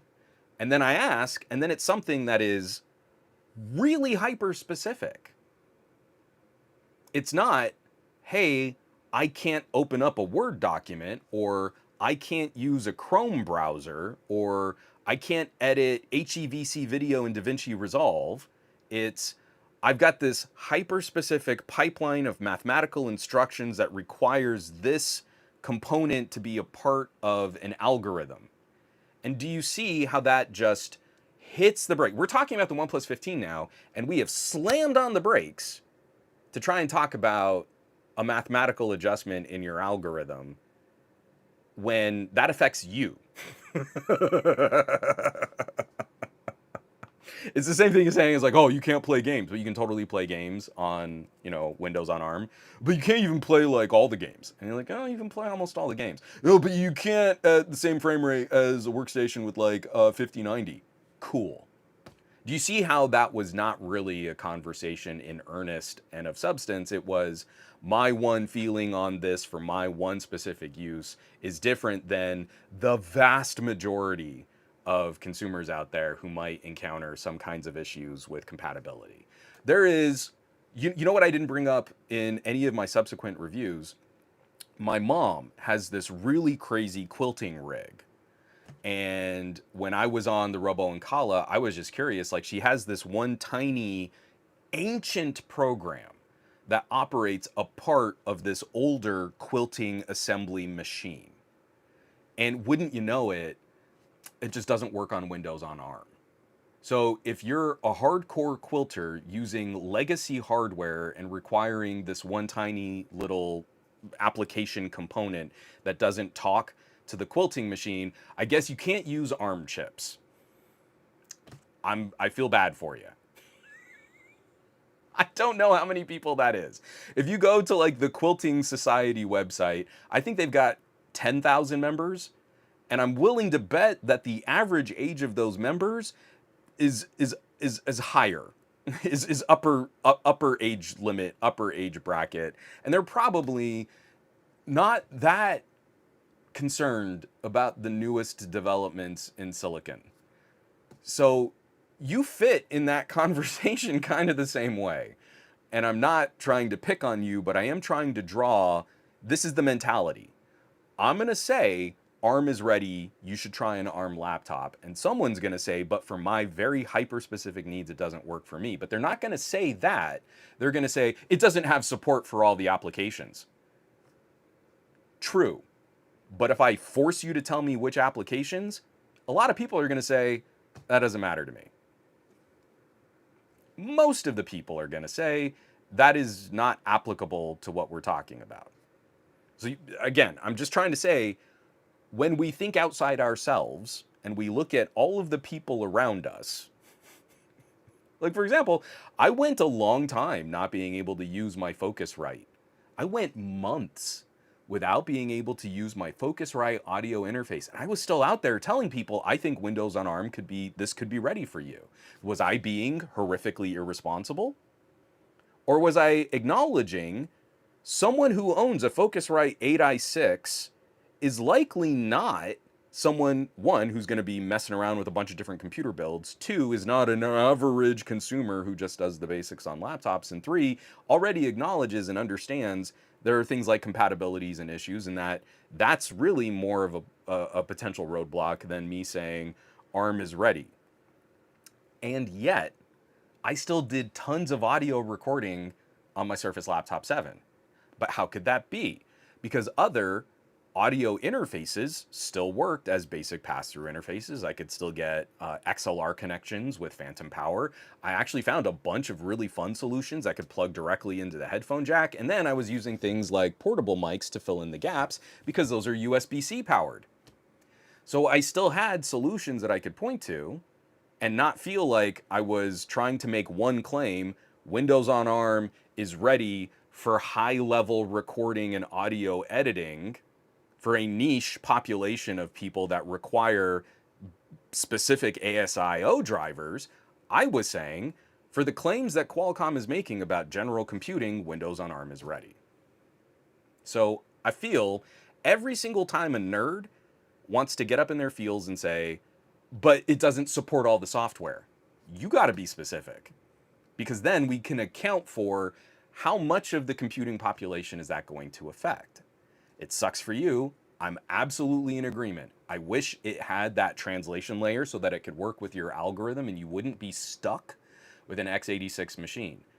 But until they get back to you and tell you, hey, we've got this plan or we're really working on this, or you tell them, I'm going to start looking for alternatives to your piece of software. I need to get this done and I want to use the hardware that I want to use, then nothing's going to change for you. You're going to be in the same position. You're going to be you're going to be stuck right there.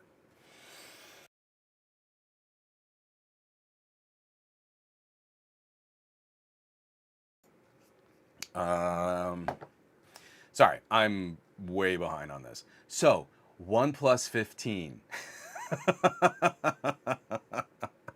Oh no, I gotta read this one too. Sorry, we're going back. One more second. Windows on ARM. Seagate support is hostile to Windows on ARM computers. Dropped all my security and still customer support is unreachable as site will not support. Software is also incompatible.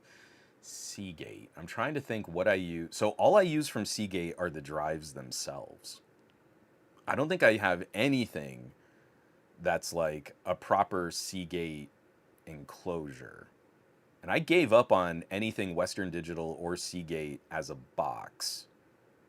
Yeah, I mean, like even my NAS software works great on Windows on ARM. Actually, both QSync and Ugreen all working really well on Windows on ARM. I'm trying to think. Yeah, Seagate kind of stumps me because I love their Iron Wolf drives, but I don't think I've tried to do anything else but that. Okay, so I wanted to get back to OnePlus 15, and I'm way off because I keep you're giving me great comments here, and it's slowing me down. How dare you join this conversation in earnest?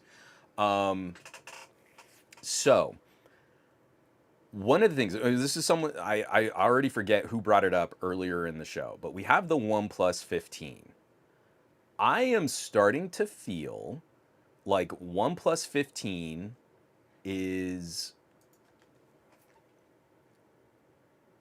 I want to say this in a way that I don't want it to sound insulting, but I don't know there's a way to like make this softer. I feel like, hold on, let me take it a step back. We had the OnePlus 9 Pro, and that was trying to be just a monster bleeding edge phone, but it came with a mediocre chip. Then we had the OnePlus 10 Pro, which really tried to step up. Like, again, we're trying to do crazy high frame rate recording, but it had an even worse chip. Then OnePlus backtracked. And I think a lot of manufacturers did this by accident. When we had the really crappy Samsung chips that ran super hot, manufacturers started building their phones around better cooling. And then we got the really good TSMC Qualcomm chip, the Snapdragon 8 Gen 2. So we got a double whammy in performance. We had manufacturers trying to build their phones smarter around better cooling, and we got a chip that ran cooler and performed better. So the 8 Gen 2 became this massive leapfrog over the 8 Gen 1 because of the way that we were designing phones. But I feel like OnePlus in that transition, they went from the OnePlus 10 Pro to the OnePlus 11. And they pulled way back. The OnePlus 11 was a much more aggressive response to what had happened with the 9 Pro and the 10 Pro. And I'm kind of getting a little feeling of that with the OnePlus 15. I'm worried, like maybe this phone won't have video output through the USB-C port if it's built more like a OnePlus 13R. That drives me crazy. There's no reason why even with a USB 2 port, you couldn't include video out. Apple does it. iPhones can put video out and they have really crappy mediocre USB 2 ports. So that's my concern. But I am still kind of hoping that we see a multi-device strategy. I'm going to be really cranky if it's a OnePlus 15 and then a OnePlus 15R. And I would love to see what people in here were saying. I would love to see a OnePlus 15 and then, maybe in 6 months we do like a OnePlus 15 Pro. And we step it back up and we get something that's more like the Oppo side. Like a nicer phone. Like you actually move up the food chain, not can we keep squeezing and moving down. So I think really this is going to be their IQ moment. I think that's been abundantly clear.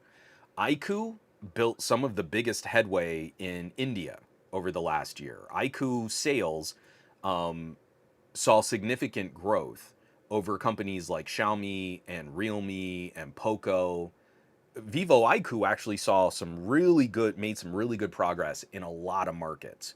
And in those markets, they used to be where OnePlus was the strongest, where OnePlus was like the enthusiast brand. IQ came in and just served them up raw over the last year. So I think OnePlus is circling the wagons and saying, hey, we can make an IQ like phone. We can make some of those same compromises. We can scale down on the camera tech and really try and focus on the performance and the speed and gaming and high refresh rate displays and humongous batteries, and they can really latch on to that. But that also means you're making a very specific choice in what that phone is going to represent. I think the OnePlus 12 is still probably the high watermark for one of the best all-rounder camera systems on a sub $1,000 phone. I think it really represented something special. It was really, really fun. OnePlus 13 is still very good. It's just not quite as good. It's very close, but it loses out on some niche things like macro performance.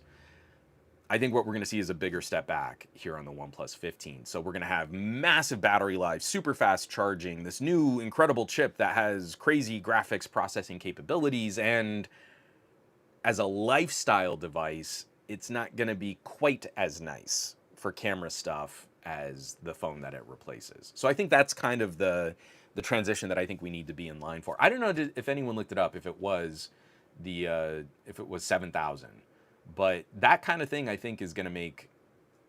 I wish there was more marketing, because you could go in and say, hey, you know what? This phone isn't thick.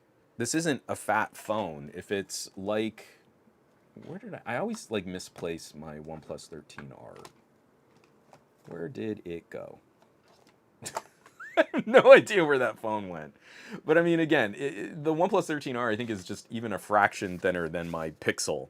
And you could go out and say, you know, this is it's almost 50% bigger battery than the Pixel 10 Pro XL, and it's going to be a phone that costs under 900. It'll probably be like 899 still, just because of all the component cost increases. But it's $200 or $300 cheaper than the Pixel with more storage and almost a 50% larger battery. Like, how do you not make that a TV commercial? How do you not put that out there and say, like, all this stuff that you say you care about, consumers?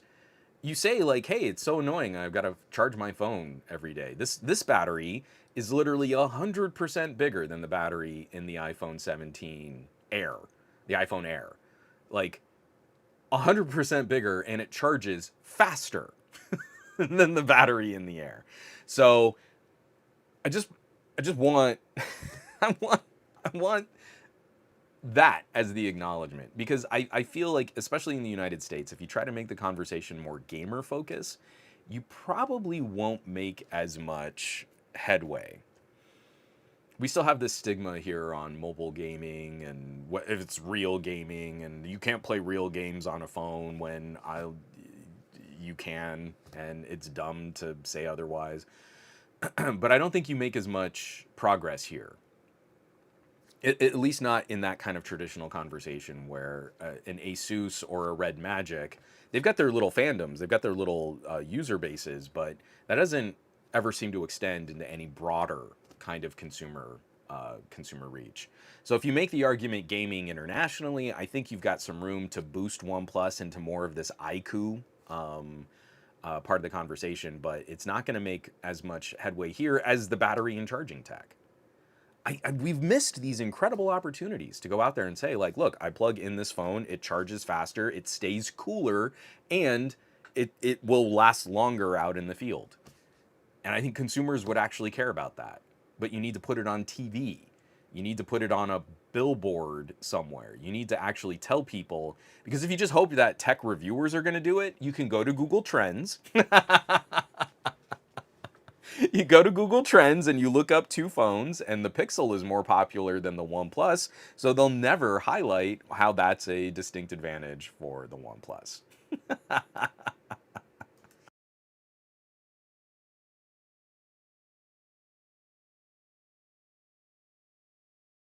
Oh man, hey everybody. So we got my buddy Wes is in the chat, but you can play real comic book shop documentaries on a phone, winky face. Everyone should be trying to catch Shopping for Superman, which is a love letter to your neighborhood comic book store, directed by one Mr. Wes Easton. And if you'd like a little sort of corollary conversation to that, Wes and I got real nerdy on a podcast, a standalone podcast episode where we were talking about sort of growing up with comics and being mega nerds and how comics used to be not mainstream and how we feel about some of the sillier aspects of superhero comics today. So you can catch that interview that I did with Wes here on this podcast channel or on somegadgetguy.com. And you should catch his documentary because he got me in the feels. Like I was having some real moments watching that and just kind of learning a little bit more about the history of how we've sold these things and how we bring people together. And is this more of like, you know, a library, or is it like kind of a pub, a neighborhood pub, like a place to be where you can be with other nerds and stuff? So again, in the chat, it's shoppingforsuperman.com. You can click on that there too. But thanks for dropping by, Wes. That was a really fun conversation, and we go far too long not getting to chat that kind of stuff out.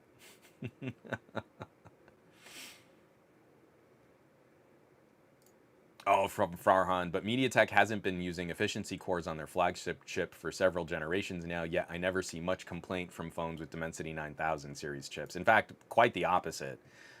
Those phones get incredible battery life. They run really crazy cool, even when you're, you know, hitting them with some pretty high level tasks. Like, it works because that's what we're going to move into. So from the OnePlus 15, one of the big announcements, and the reason why we know as much about the OnePlus 15 as we do, is because they went out on the Snapdragon stage, excuse me, as one of the first to show off the new Snapdragon 8 Elite Gen 5.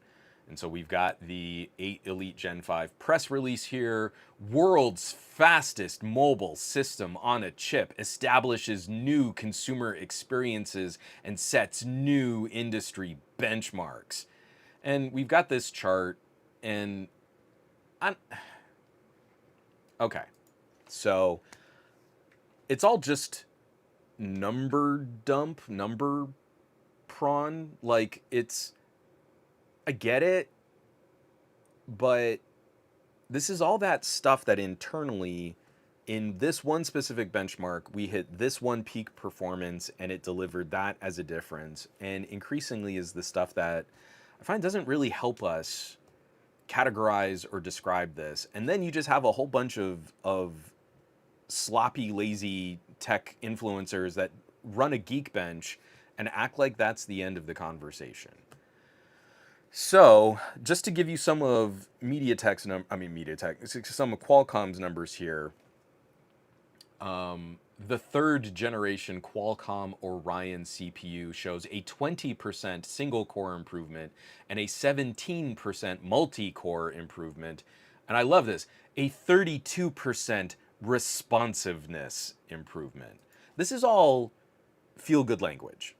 Again, I like the work that Qualcomm does. I am always salty that they kind of just use me as an influencer and they don't invite me to actual press events and stuff because I'm not press, I'm an influencer.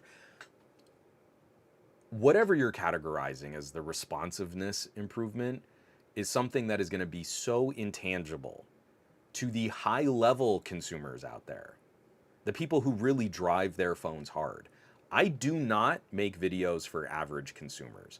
I do not want you in my audience if you want to be basic and incurious. I would prefer you go and have someone tell you nice things about the things you've already bought, and then we'll just both be happier. And you don't need to leave comments on my videos, and you don't need to take up time in my chat. If you're curious about this stuff and you really want to know what makes competition more interesting and you want to see how it can handle real life situations better, I'm not going to sit here and try and impress you with a responsiveness improvement when for the last 5 years, our phones have been pretty responsive. There are so few times since the Snapdragon 765 from the end of 2019 that I would pick up a phone and go, "It's just not responding, guys. What's it even doing?" That's not a problem I've been having. So I also think this is interesting. This is one of the critical differences in core configuration and core designs, and from Qualcomm's own numbers, gives me some hope that we're going to see some really fun showdowns when the Dimensity 9500 is in a consumer-facing phone and when the Snapdragon 8 Elite Gen 5 is in a consumer-facing phone that will be able to demonstrate these differences. So I want to highlight this. 20% single core improvement, okay? So what do we know about Qualcomm's design? Qualcomm's CPU design is a little more like Apple's than it is MediaTek's. So Qualcomm finally got on the bandwagon, kind of emulating. I'm not going to say copying, but kind of emulating MediaTek. MediaTek is all big cores. There are no little, like Farhan was saying, there are no little efficiency cores. None of those little like super, super low power CPU cores, because in a premium tier phone, you kind of don't need them. You'd actually want your phone to complete the task faster and go into a rest state faster. So MediaTek is 4 and 4. 4 big, big, big cores, 4 medium big cores. Qualcomm is 2 and 6. 2 really big Orion cores and 6 less powerful Qualcomm Orion cores. So what is Apple's core configuration? It's 2 and 4. 2 really big powerful cores and 4 smaller, more medium-sized cores. So Qualcomm is trying to make their chip a bit more like Apple's. So when software is developed and optimized for Apple's core configuration, those apps really like big cores. We can show this generationally how big the improvements have been on apps like LumaFusion, a video editing app for phones that was originally built for iPhone and optimized for iPhone first. Every time we've got multiple big cores, LumaFusion flies. LumaFusion is still pretty close in performance when we pick up a phone like the Pixel 7 Pro against my Pixel 10 Pro XL. The newest Tensor is just starting to squeak past the 7 Pro because this phone had older big cores, but more big cores. The new Tensor only has 1 bigger core. So when we put the MediaTek, when we put the Dimensity 9400 against the Snapdragon 8 Elite, the MediaTek crushes it. 4 bigger cores against 2 bigger cores, more bigger core faster. I'm really not trying to make this sound as stupid as it does. But when we see the multi-core scores that Qualcomm is putting out, we drop from 20% to a 17%. So that optimization, that matters for how we put 2 big CPU cores against 6 medium-sized cores. This is where MediaTek still has a chance. Because what we don't know about MediaTek is how these new medium big cores perform. So MediaTek's new core configuration is very different. Now ARM has a series of chip sizes, of CPU core sizes, and they've got the big, sort of big, medium, and small. And so we don't have 4 of the biggest cores, we have 1 biggest core, 3 sort of big cores, and then 4 of the medium cores. That's what we need to compare now. So I think MediaTek might actually give up some of their performance advantage, but if those new in-between cores can compete decently well against 6 of Qualcomm's medium cores, then I think we're in for a good showdown. God, this stuff gets so silly to try and just talk about when I don't have like visual aids. What I need to do is start just holding up Legos, right? Here's a Duplo. That's the big core. And now here's a regular Lego. And that's the medium core. Like, I need to find some way of making this more visually accessible because these kinds of performance numbers often it's immediate. What we saw from 2 generations ago to last generation, one of the biggest uplifts in CPU performance was this multi-core, all big core design. But we're not seeing those huge improvements now because we've been refining the all big core. And the multi-core scores not going as high as the single core scores means to me that we're kind of reaching plateaus on some of this kind of chip configuration. That was a lot.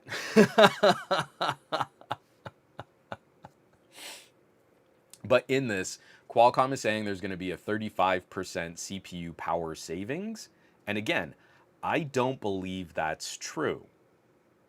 What I believe is going to happen is you can say if you run the 8 Elite Gen 5 next to the 8 Elite, when the chips are at the same tier of performance, there's a 35% power savings.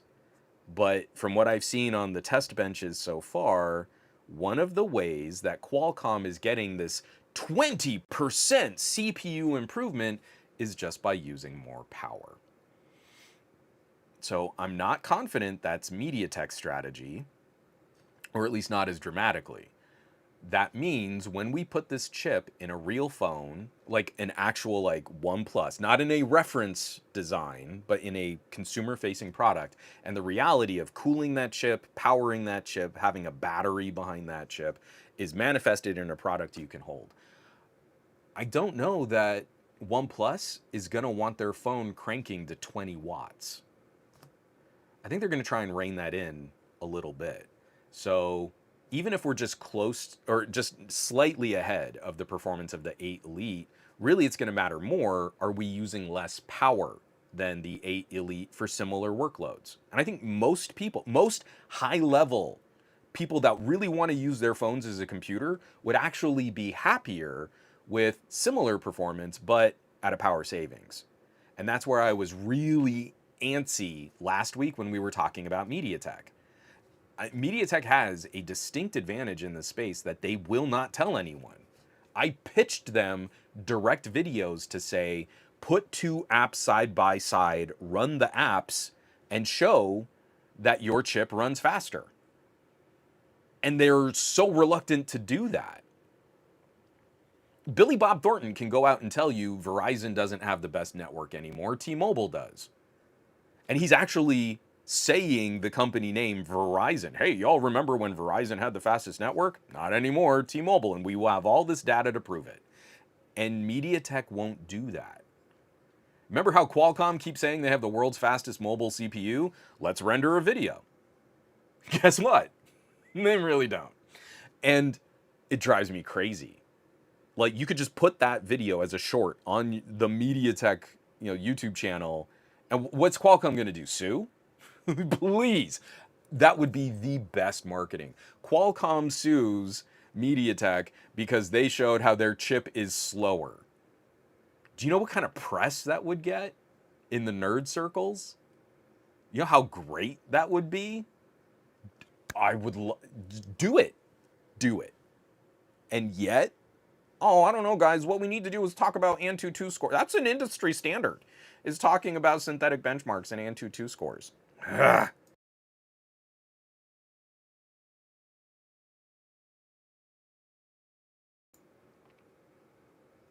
Yeah, it's pretty dumb. The one thing I do believe will be a tangible difference or a tangible improvement. Where is there? I think I had someone else. So Hot Hardware is talking about Geekbench scores, and isn't it so impressive that we have an 11,500 multi-core score in Geekbench? It even faster than iPhone. Faster than iPhone. A19 Pro is slower in multi-core Geekbench. It doesn't matter at all. I do want to get, no, it wasn't Hot Hardware. It was Android Authority. Android Authority has all of the numbers and benches for Geekbench. But if I go down to GPU, they only test it with 3D Mark. So these are numbers coming from 3D Mark. And yeah, we're looking at an Android Authority bar graph. Apple iPhone 17 Pro Max is just shy of 12,000 points in 3D Mark, but the 8 Elite Gen 5 reference phone is over 12,000 in 3D Mark. So with these kinds of scores, I would like to posit a question. You get a new phone, and it's got an 8 Elite Gen 5. And then there's another phone out there on the market, maybe with the Dimensity 9500. I'm going to put this out there as my guess that the GPU in the Dimensity 9500 is actually going to be more powerful, but it's not going to be as well optimized for the developers out there who deliver their games to Android. So there are some great devs that will bring PC ports. I think Alien Isolation is a great way to kind of test like what is the fluidity of this frame rate. Awesome. I think Adreno is going to beat Mali, but not because Mali is less powerful, but just because the developers have put more work into optimizing for Samsung devices, which use Qualcomm chips. So I bet you will be able to get higher frame rates in Grid Legends, same developer, Grid Legends, than on a Qualcomm chip than we will on a MediaTek chip. That's going to be my guess. But when I see 3D Mark, and I see, whoa, it's almost like 14,000 points in 3D Mark. Do we think that that's really gonna manifest? So we're gonna say like let's look at 3D Mark scores between Galaxy S25 Ultra scores just over 12,000 points, and the Snapdragon 8 Elite Gen 5 reference phone scores like over 14,000 points. So that's about a 20% difference. Anyone in my chat, does anyone in my chat here believe we're going to see a 20% difference in frame rates in a game like Grid Legends? I can play Grid Legends with all of the eye candy and chromatic aberration, and I have to go into the sort of preferences file and edit what's in there. But at like 80% graphics quality for the way that they do Grid Legends on mobile, I can hit 100 frames per second.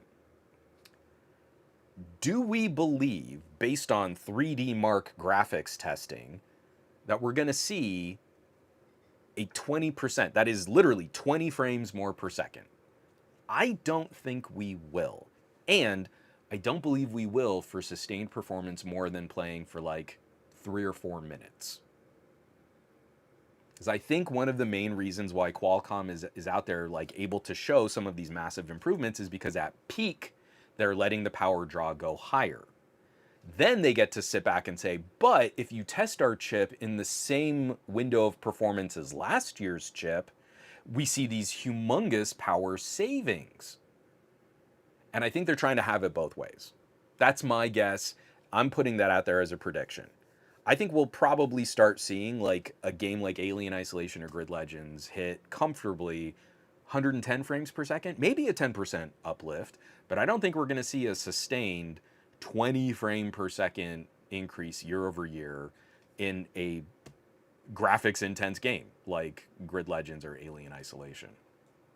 So that's my guess. I don't know if anyone is going to guess anything different, but I think 10% might be reachable, but I'm not sure. Again, if you play for more than one track, if you try to play like Grid Legends, like multiple races back to back, I don't know that it's going to stay at 120 frames per second. From Goat V8, probably 2 to 4 frames per second. Like maybe a 1% difference, maybe 2%. We'll say a 2% improvement over last year's chip.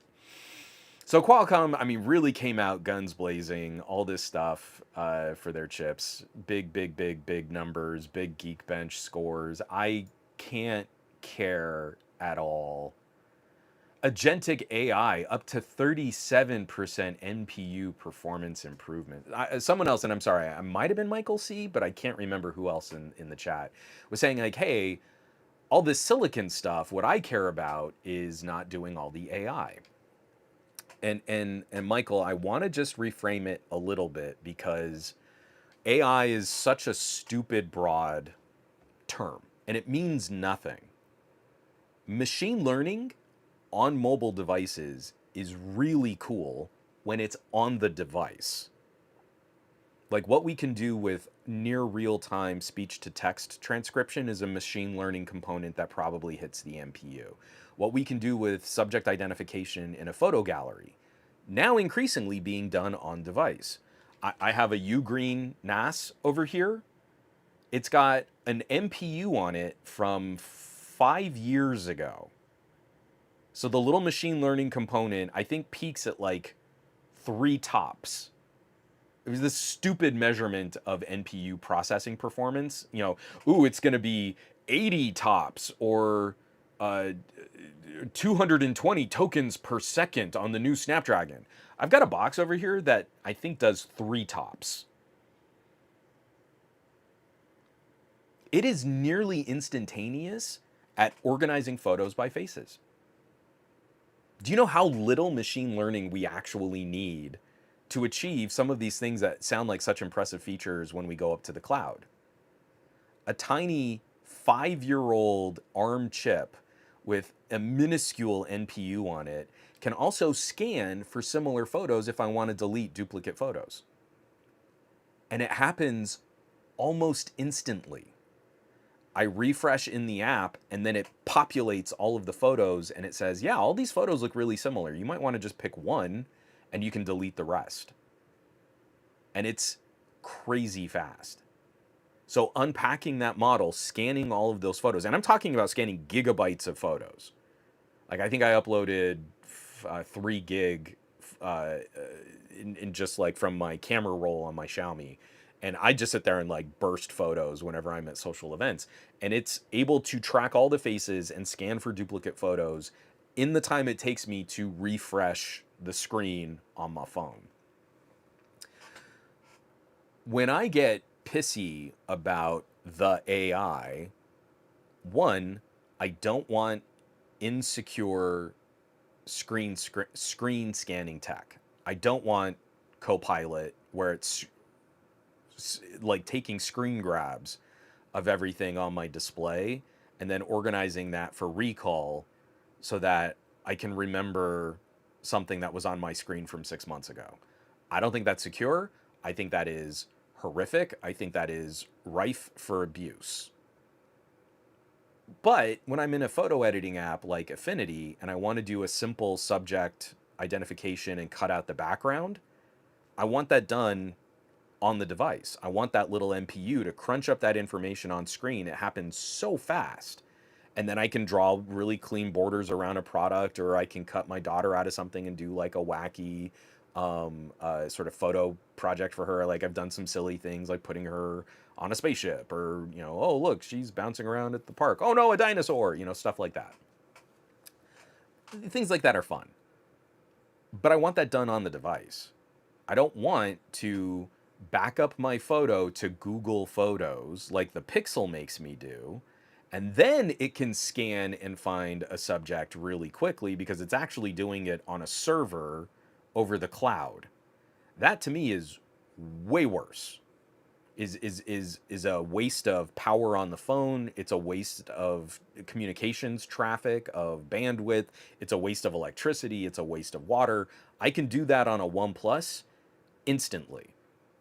Why do I need these other cloud-based editing tools that we're calling AI? That's nonsense to me. So actually, I'm very positive on improving the performance of NPUs on device. I think what we can get out of that, and if more app developers took those NPUs seriously, a lot of this like funny, gimmicky drudgery. That's the word I'm looking for. Drudgery in editing a photo. That's actually kind of fun to do when you can very quickly scan for a subject, correct for color, eliminate reflections, things like that. You know, like I shot this through a window and there's this like weird light reflection going through. And if I had a machine learning algorithm in my NPU, should be able to clean that right out. So that's what I want to see more of. I really want to see more of this sort of lifestyle machine learning tech make its way into our phones and tablets. Yeah, from I don't know how to pronounce your name. Conneely? Conneely? I apologize. I've absolutely mispronounced your name. It's like running your car on a dyno, getting big numbers, and expecting them to show on your everyday drive. At this point, these benchmarks are just scammy. FYI, Xiaomi 17 Pro is only 10.5K on benchmark. So are you telling, hold on, let me get this straight. Are you telling me that the Qualcomm reference device is like 15% faster than a Xiaomi 17 Pro? That's impossible. Of course. Of course it is. Like an actual product that you would have in your hand running a consumer facing software and skin and not just designed to just maximize Geekbench scores. Wouldn't you know it, it's probably a little bit slower. But if I put LumaFusion on these phones, I think there's a very good chance that MediaTek could still take the win, even though it gets lower Geekbench scores. So, what is Geekbench testing for in multi-core performance if MediaTek scores lower but has bigger X cores, more bigger X cores? What workload is being examined that MediaTek loses, even though when we just focus on one app like Audio Evolution, Photomate R3, LumaFusion, even Google Photos, like one of the fastest performers in Google Photos is the MediaTek, the Dimensity 9400. What are we testing for if 2 big cores and 6 medium cores can outperform 4 big cores and 4 medium cores?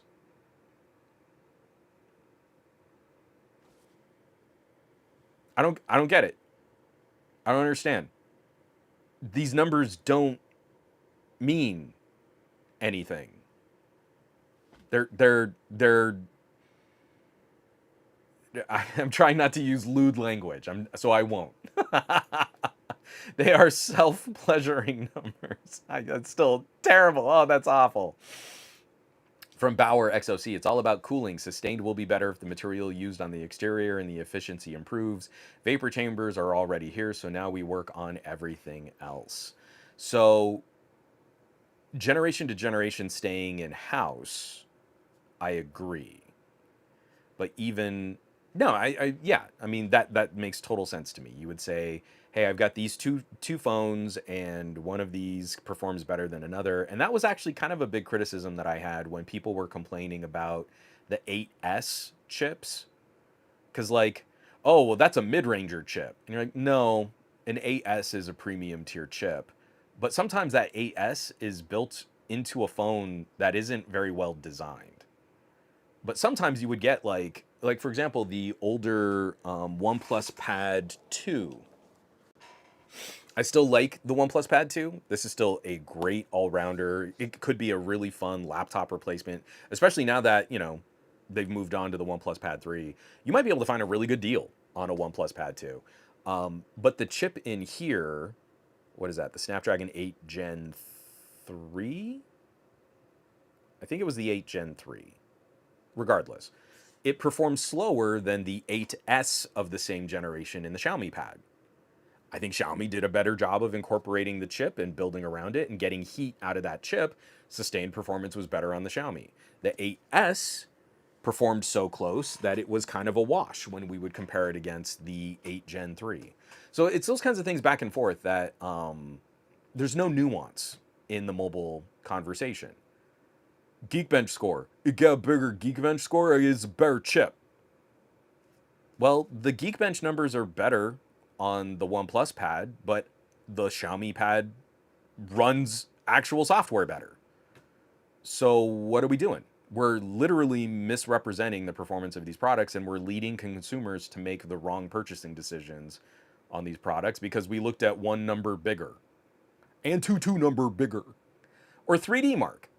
I don't believe that we're going to see a 20 frame per second advantage in real games when we look at those generational differences. So, and from Conneely, I don't know how to say her name. I'm so sorry. The Vivo X300 Pro leaked with higher numbers than Snapdragon phones. See what efficiency does, not just crazy horsepower. I okay, so this is where I'm putting a big caveat on that. And when we're looking at these benchmark scores, it has been driving me crazy. I've reached out to ARM, I've reached out to MediaTek. I'm not going to get any valuable information from Vivo and Vivo PR on this, but it's driving me crazy that no one can tell me what the new C1 Premium, or is it C1 Pro? No, I think it's the C1 Premium core in the CPU can do. Because again, we had the X, we had the A700 and the A500. We had three tiers of ARM CPU cores. And now we've got four. And I want to know, what is that new second best core? What is it designed to do? So it is a complete unknown in these Geekbench tests and these Antutu tests because it's a new CPU. It's probably going to be more powerful than the medium-sized CPU cores, but it's not going to be as powerful as the biggest CPU core. So where does that fit? Is it closer to the A700 or is it closer to the X925? And until we put a real workload, a real piece of software on that phone, and we time what it can accomplish, it's a complete unknown. So again, all of these synthetic benchmarks, I think they do more damage to the conversation because one, it lets influencers just be lazy. I showed you a Geekbench score. What more do you want from me? Instead of really just like taking the time to run an app and see what they do. From Brian. Nuance in core distribution sounds like it should be a given, but the marketing terms are just like, what makes us sound like we're more impressive than we were the previous year? This is a premium CPU core. Is it better? Is it better than an X925? Even ARM is not saying our C1 premium should compare to the X925. Or our C1 premium represents a 20% compute uplift over the A720. Like, ARM just said we've got the C1 Ultra and the C1 Premium. What more do you need to know? Those are the names. You know the names of the chips. There you go.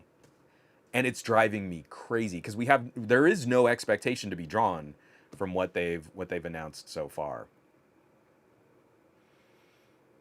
From Amaldi, desktop mode in Android 16 is going to make phones with video output really good for work. The problem is why don't all the phones have video output? How hard is it? Since I'm on Android 14, I won't get it, I think is what you're going to say. From Amaldi, this is something I've been smashing my face into my keyboard for, I don't know, years. Excuse me. Ever since, what was it? It was the Snapdragon 660.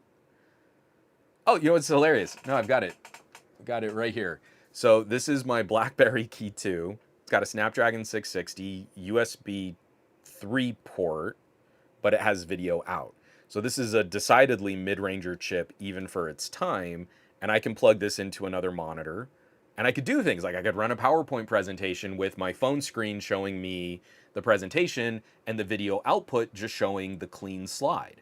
You could do that on a BlackBerry from what is 2017, something like that, and it didn't have a top of the line chip. So when we started getting rid of things like headphone jacks and memory card slots, we've been actively trying to reduce the functionality of the phone and get people to still pay more for their phones. Apple is genius at this. The iPhone Air is exactly that. How can we make you pay more for literally less phone? We're not going to sell an iPhone 17 Plus, so you don't get a bigger battery and two cameras. We're going to sell the iPhone Air where the Plus used to be with half the battery and one camera. But it's so thin. So there is no reason why any phone with a USB-C port and USB 2 shouldn't be able to put out video, except for the tiny component differences enabled by the manufacturer. I am sure it would increase the manufacturing costs of our phones by pennies per unit. And right now, every manufacturer is trying to find ways to reduce manufacturing costs, but people aren't asking for video out, so they don't feel compelled to add it. And until techies actually acknowledge the benefits of being able to plug a display into a phone, we're all going to be stuck. We could be using really cool cinema display glasses, plug into your phone, and have like a workspace that's floating out in space in front of you. Every time you travel, instead of using like the office section of a hotel, you could just have a monitor and plug directly into a monitor, or in your hotel room and just plug into your TV. I do that all the time when we're traveling. In fact, I'll still pack like an old Moto so that my daughter can just have a ridiculous quantity of movies and we can just plug that into the TV and she doesn't have to watch like cable with commercials. She can just go to town on all the shows that she likes. We we can do this. In fact, most recently I just did one of the tank phones. This might not be it. Oh, it might be it. Regardless, it's a phone like this, and it's got a Dimensity 8300, the upper mid-tier chip from MediaTek, and you can plug this into another display or a pair of glasses, and it will put video out through that USB port. But Apple, they go cheap on their USB ports. I mean, the Pros I think have USB 3, but the iPhone, the regular number iPhones have USB 2, but they still have video output. I don't know about the Air. I don't think I've seen anyone test the Air. Someone please tell me if the Air, the iPhone Air, has video output support. I'd love to see anyone try. But at least the iPhone 17, the iPhone 16, the iPhone 17, and the iPhone 16 Plus have USB 2 ports and video output. There is no reason why an inexpensive Android phone, even an entry level, like a $300 Android phone, shouldn't be someone's home computer. A $300 Android phone is perfectly capable of getting schoolwork and document work and video streaming and video calling all accomplished while also plugged into a larger display. That should be completely attainable and inexpensive. And the only reason it doesn't happen is because we're not demanding it. We should still have headphone jacks. We should still have memory card slots. We should still have IR blasters. We should have more things to use NFC, tap and pair, tap and share kinds of things. And every single phone with USB 2 should have the ability to connect to a monitor. Sorry, that's just how I feel about it. From Cornelia saying, I think Gary Explains made a video on the C1 Ultra and the Premium. He does really good explained videos. Like he did a better job of explaining what the new setup looked like, but I don't think he has any better information on what the C1 Premium is supposed to accomplish. And what I'm hoping is that the C1 Premium is close to the performance of the last generation X925, in which case MediaTek is going to crush for CPU again this year too. Even if individual cores are slower than the new Qualcomm Orion cores, having more of the big cores is going to give them a tangible improvement in multi-core CPU performance. But I don't know. If the C1 Premium is less powerful than the X925, then I think Qualcomm will probably win. But we got to see. We don't know. From Bauer, Juan, are you going for the sandstone color on the OnePlus 15?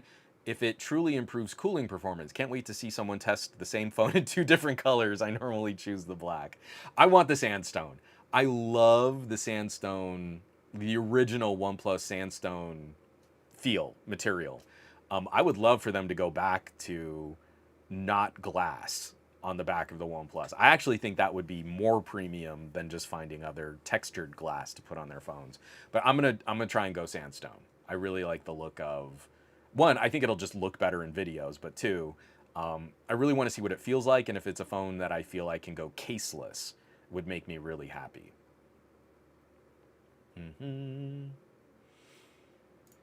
From Michael C. We talked about this on another stream recently. Motorola flagships in 2025 don't have video output despite Motorola having best-in-class desktop mode, even better than DeX. And people weren't asking for it. I mean, that's it. Every time I bring it up, I've got a whole army of techies, because again, that's the majority of my audience, still saying like, "Oh, it's not ready." I tried it once like a couple years ago, and it couldn't do all of the same things with my Windows software, so it's not ready for people to use it yet. And they have to completely ignore that Chromebooks and MacBooks exist, and that Linux is having this huge surge in popularity. I just can't do anything on DeX. Moto Ready 4 isn't ready for me, because it's not exactly what I already use, you see. So you can't do stuff on it. And again, I was talking earlier, like maybe I'll take my laptop and cut video on DaVinci Resolve, or maybe I'll take my OnePlus tablet and cut video on LumaFusion. Guess what I'm capable of getting my work done on? I can get my videos done on Shotcut. I can get my videos done on LumaFusion. I can get my videos done on DaVinci Resolve, because I'm curious and I like to see how different things work. Am I exactly the same proficiency on all of those apps? No. I'm still definitely the fastest editing on DaVinci Resolve. But guess what doesn't slow me down to such a degree that I won't try something else? What I just said. That was a terrible way to frame that sentence. Goat V8. I sort of get using Antutu just because phones would benefit from a common baseline. The problem is that it's not comprehensive and it can be gamed. So the problem we run into, Goat V8, you kind of nailed it there. Think of all the phones that have done rigged performance modes for Geekbench and Antutu, and then have also done app whitelists. So especially during the Samsung era of the Snapdragon 8 Gen 1, Samsung would whitelist apps. So if you had a benchmarking app, it would use the full capability of the chip, and then it had thousands of apps that were on an actual list that it would throttle down so the chip didn't run too hot. And the Samsung phones with the 8 Gen 1 still got some of the worst battery life we've seen before or since. So it is exceedingly easy to use these synthetic benchmark apps and get big, huge numbers out of them and still not have that representative of real world performance. Samsung went dirty and actually created a throttled and full performance list of apps. Like they actually wrote it down. that's always the problem with like, you know, a gadget conspiracy. But the problem I have is, again, what is Antutu testing? If I can put a Dimensity 9400 up against a Snapdragon 8 Elite and 4 big cores up against 2 big cores and show, like, it is not close. The 8 Elite, I think, won in most of the Antutu showdowns that I saw. And that translates into a 35% video rendering win for the Dimensity. If I'm going off the numbers off the top of my head, it might have been more significant. The absolute, in my 1 minute project file, I think the absolute fastest Qualcomm I had was somewhere around 23 seconds, and the absolute fastest Dimensity I had was somewhere around 12 seconds. So again, it was almost half the time to complete the same kind of video editing project. So if that's what you're telling me you're testing, is a bigger Antutu score means half of the performance in a video editing app, I don't see how we could use Antutu as a baseline for anything. But Qualcomm was slower at audio processing, Qualcomm was slower at batch photo processing, and Qualcomm was slower at doing a quick trim in an app like Google Photos. So what do we need a baseline for? If the baseline is so inaccurate that it cannot predict any real world advantage, then what good is that baseline? We should at least be able to see some kind of correlating data. If you win in Antutu, it becomes more likely you'll win in CapCut. Guess which chip demolishes the competition in CapCut? Like, it's so bad and it's so not close that I go into my tests where I start the Qualcomm video render and then I manually reset and start the Dimensity video render. And in the time that it takes me to go through all of the like quality settings and then press render, the Dimensity still wins. Not just in time, but like it still catches the Qualcomm and beats it. You know, again, CapCut being an app that's been downloaded over 1 billion times from Google Play.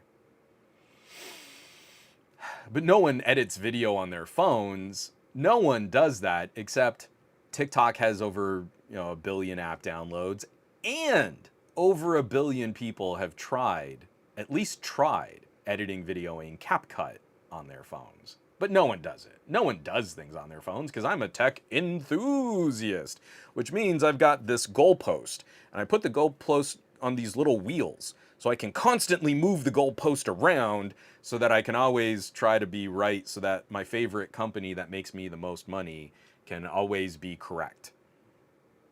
And if I don't keep it that way, if I ever criticize Apple, then they'll blacklist me like John Rettinger.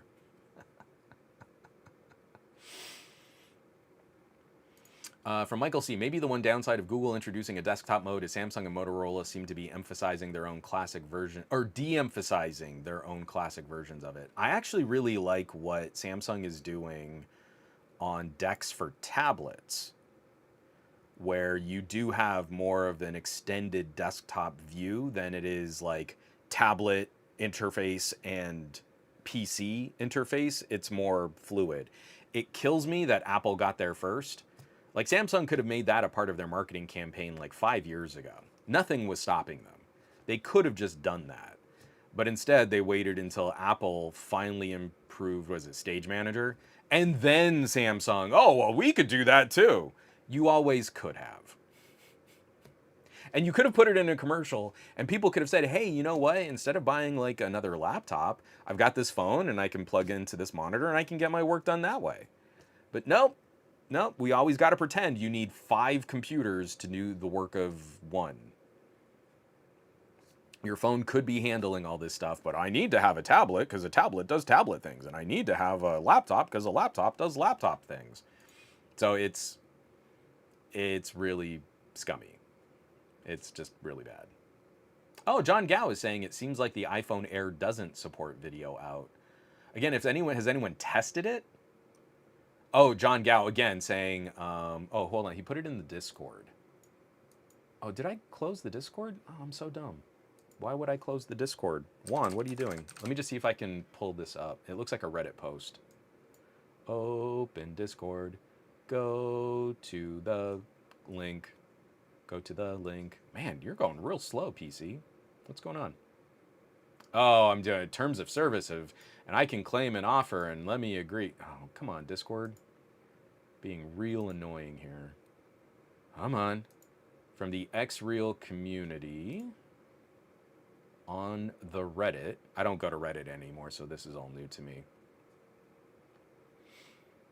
Okay, so then from XReal, from Not Russell on XReal, no video output on the iPhone Air when connected to XReal glasses. And of course, someone has to immediately come in from Greek Lighting. It does state it doesn't support video out. Okay, but you got to test this stuff. What are we doing? From Ponzi, this is pretty funny. Been there, done that, lol. Got my Air on Saturday, plugged in the glasses and nothing, returned the Air on Sunday. And like, this is what kills me is like, yeah, so maybe something isn't immediately listed, but that doesn't mean we don't at least try. How many phones I get, I still plug every single phone into some kind of display or some kind of glasses just to see. Because that's how I found out that the new tank does have video output. Guess who did not say that they had video output on their new crazy rugged phone with a projector built in? Oh, that's right. The folks at 8849 from Unihertz list nowhere on their website that this has video output through the USB-C, or at least they didn't when they sent me the phone. They might now, because I showed it in the review that you could plug glasses into this thing, but they didn't have that detailed on their site. I had to test it. Again, these people say, oh, they said it wasn't going to do it. I don't understand why you would even try. No, try. Maybe be curious. Maybe don't be incurious. Like actively, ignorantly incurious. Maybe just talk to the guy and say, hey, I'm glad you actually tried it. That was nice of you. I appreciate that we have confirmation that this feature is not on the iPhone 17 Air, and that this is yet another data point that we can point to that Apple is charging you the same amount of money for a phone that is literally less phone than what we would have gotten with an iPhone 17 Plus. Team Bry. But my courage. Sorry, I fumbled that bad. I'm getting to that point where I'm so mush-mouthed that I'm not able to keep up with your jokes. My articulation ability is declining. Do I still have coffee? I'm going to take this last little swig of coffee, and then we got to start closing this down.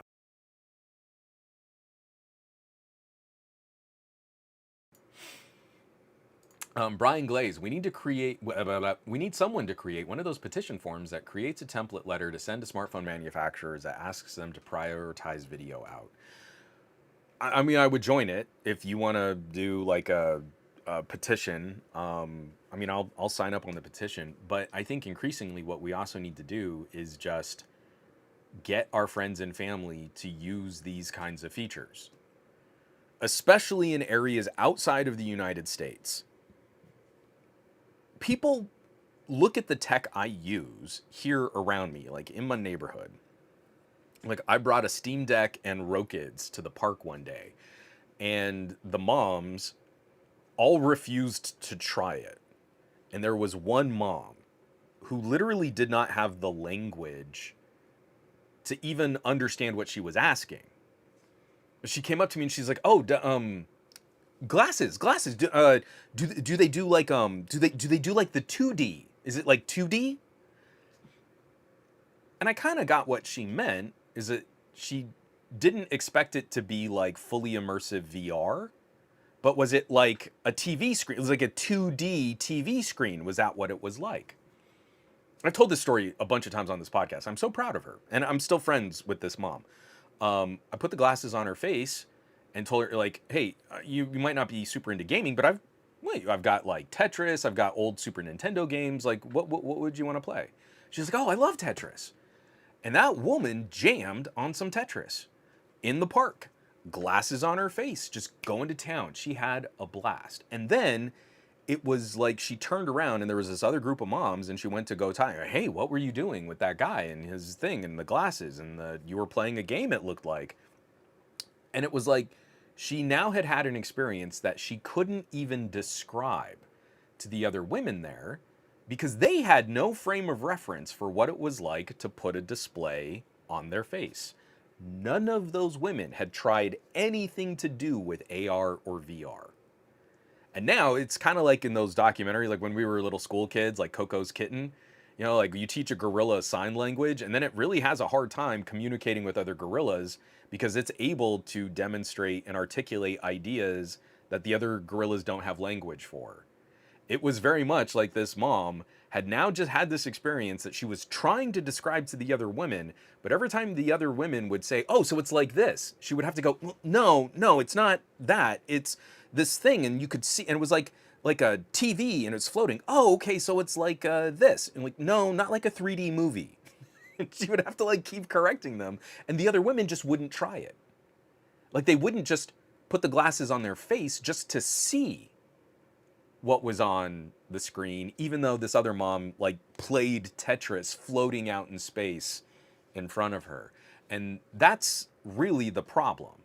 We have not educated consumers at all. People sit there and say, oh, average consumers. No, I don't believe that that exists. I believe every consumer is unique, and some consumers are exceptional, and some consumers are ignorant, and some consumers are willfully ignorant. And I don't think we'll ever reach the willfully ignorant.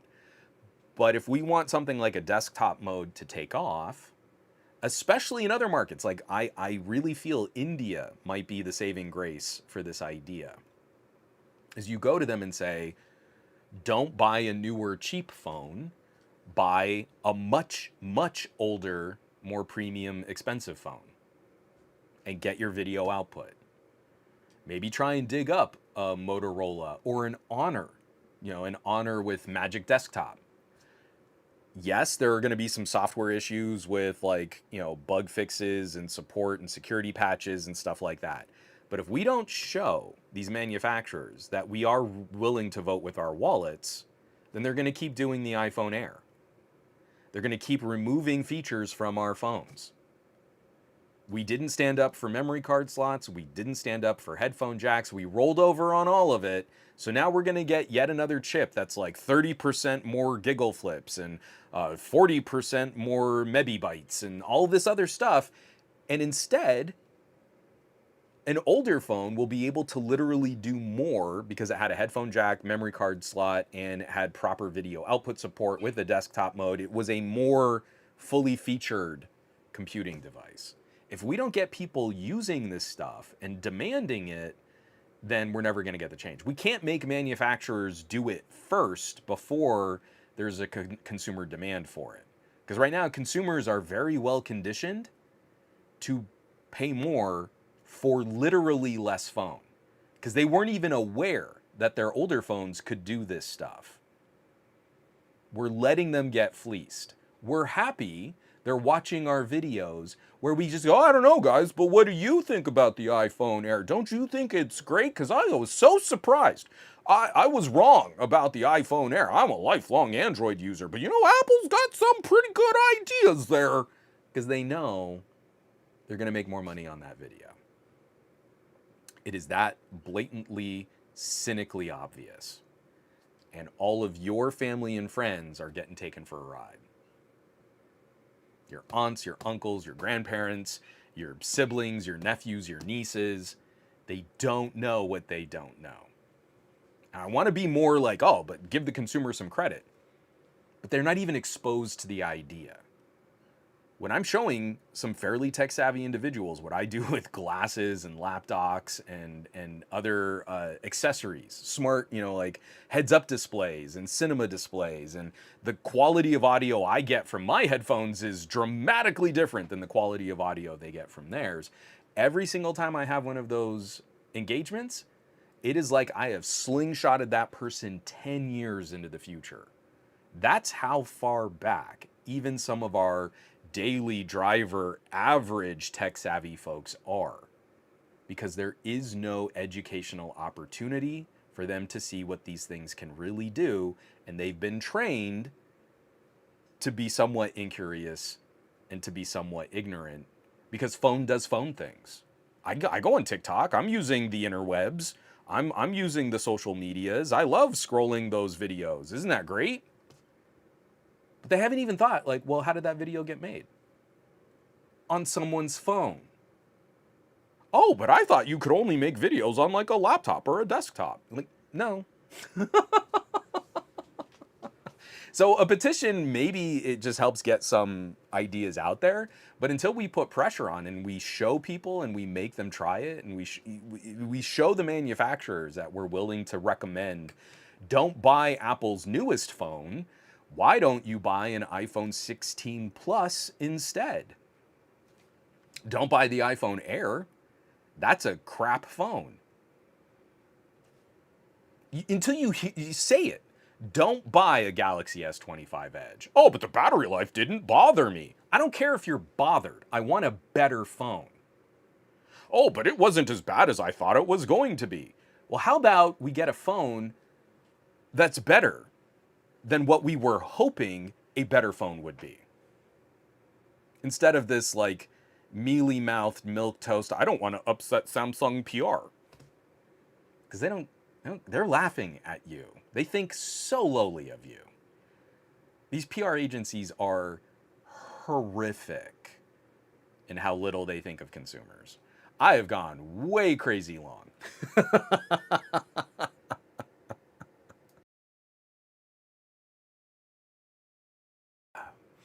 And like Team Vry, the only reason I don't edit on my phones is because I always have a laptop nearby during editing sessions.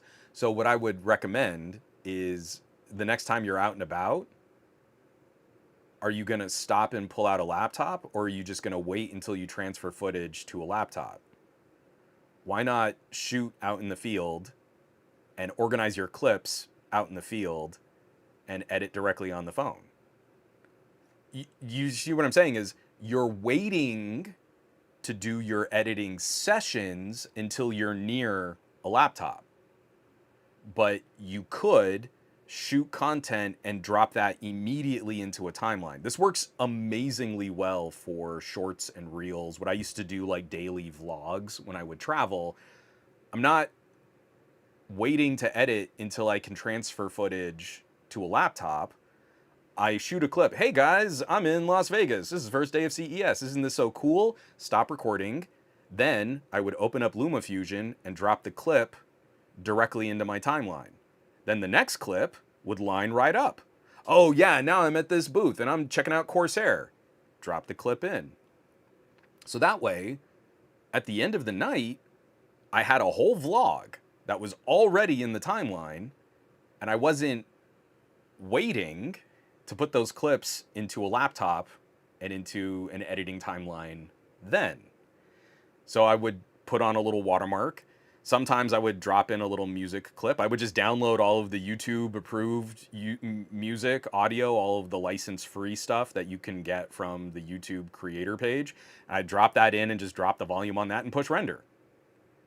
At the end of the night, I wasn't starting my edit. I was already done. Sometimes I'd even get real fancy and like, let me put in a wipe transition. Ooh, but it's a vlog. It's a daily, it's a short, it's a reel. You could just do it and render it right there. So I'm just saying, get outside your comfort zone and try it. Like go, I mean, if you want to do it for free, try with CapCut. I hate CapCut, but you know, it's pretty good. The new YouTube Create is okay also. I have a write-up on Patreon comparing CapCut and YouTube Create. But if you really want to get, I mean, 20 bucks, maybe it's 30 now, but 20 bucks for LumaFusion and you never need to spend another dime on a subscription or anything like that, just do it. And I promise you, like, you're going to get into a flow where it's like, hey, this makes so much more sense if I just shoot this on my phone and I just trim this up on my phone and then I just upload it. DePoets. I was at a, what was it? I was at a Sony event where I got the Sony neckband speaker. So much respect. You know what he was doing? He was shooting clips all around this Sony event, dropping them into LumaFusion, and then at the end of the night, his Instagram post was done at the event. I saw some other people rocking big old cameras, and what do they have to do? They have to set up a laptop and pull memory cards and transfer that footage. And DePoets is like, I'm already done. I'm eating snacks and I'm ready to go home. And they were just starting to edit at the end of the event, whereas he was finished. And you know, there wasn't any significant quality differences in walking around with like a tripod and like Sony Alpha cameras to be at their Sony event. He was like, nah, I've got this like, what did he shot? I think he was on a Galaxy Fold, which isn't even that big of an advantage for editing in LumaFusion, but like he just did it right there. It is so much more immediate, especially if you're already shooting from a phone.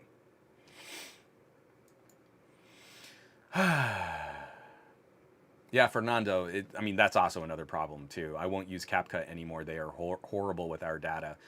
I'm just annoyed because CapCut moves around what you're able to do. So like the first time you install CapCut, you can do one 4K video render and then that paywalls. You have to get the Pro. And you're like, that's stupid.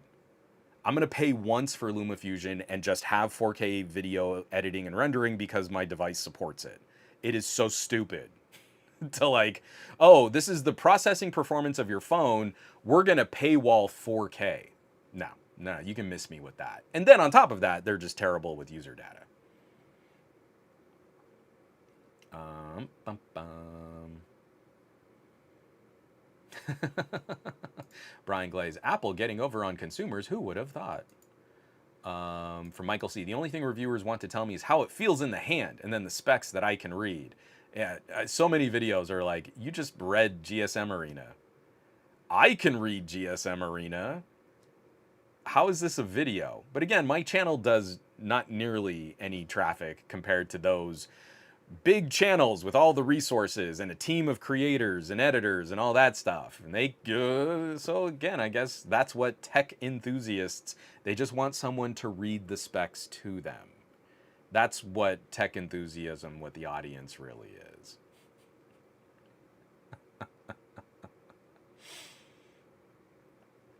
People talking about the Duo. Yeah, it's good times.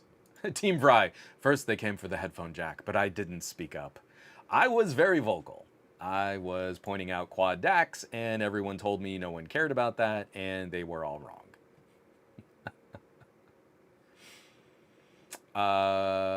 From Keneally, have you done any testing on the SoundPeats H3? Is aptX lossless a must? I've never tried any other codecs other than the classic aptX, LHDC, and LDAC. I did almost all my listening on LDAC.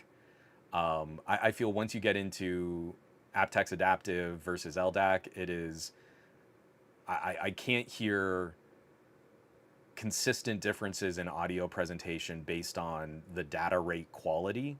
At that point, what matters more is, are these drivers properly driven?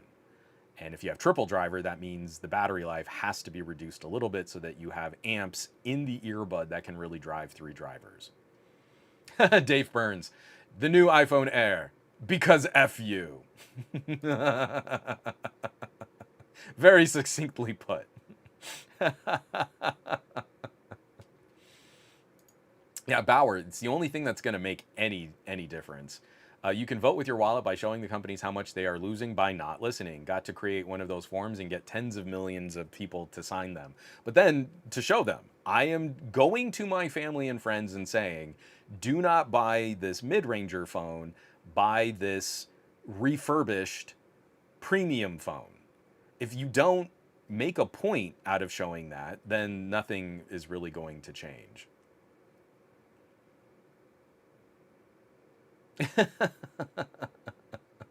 Team Fry, sadly, yes. That has been my general video editing method.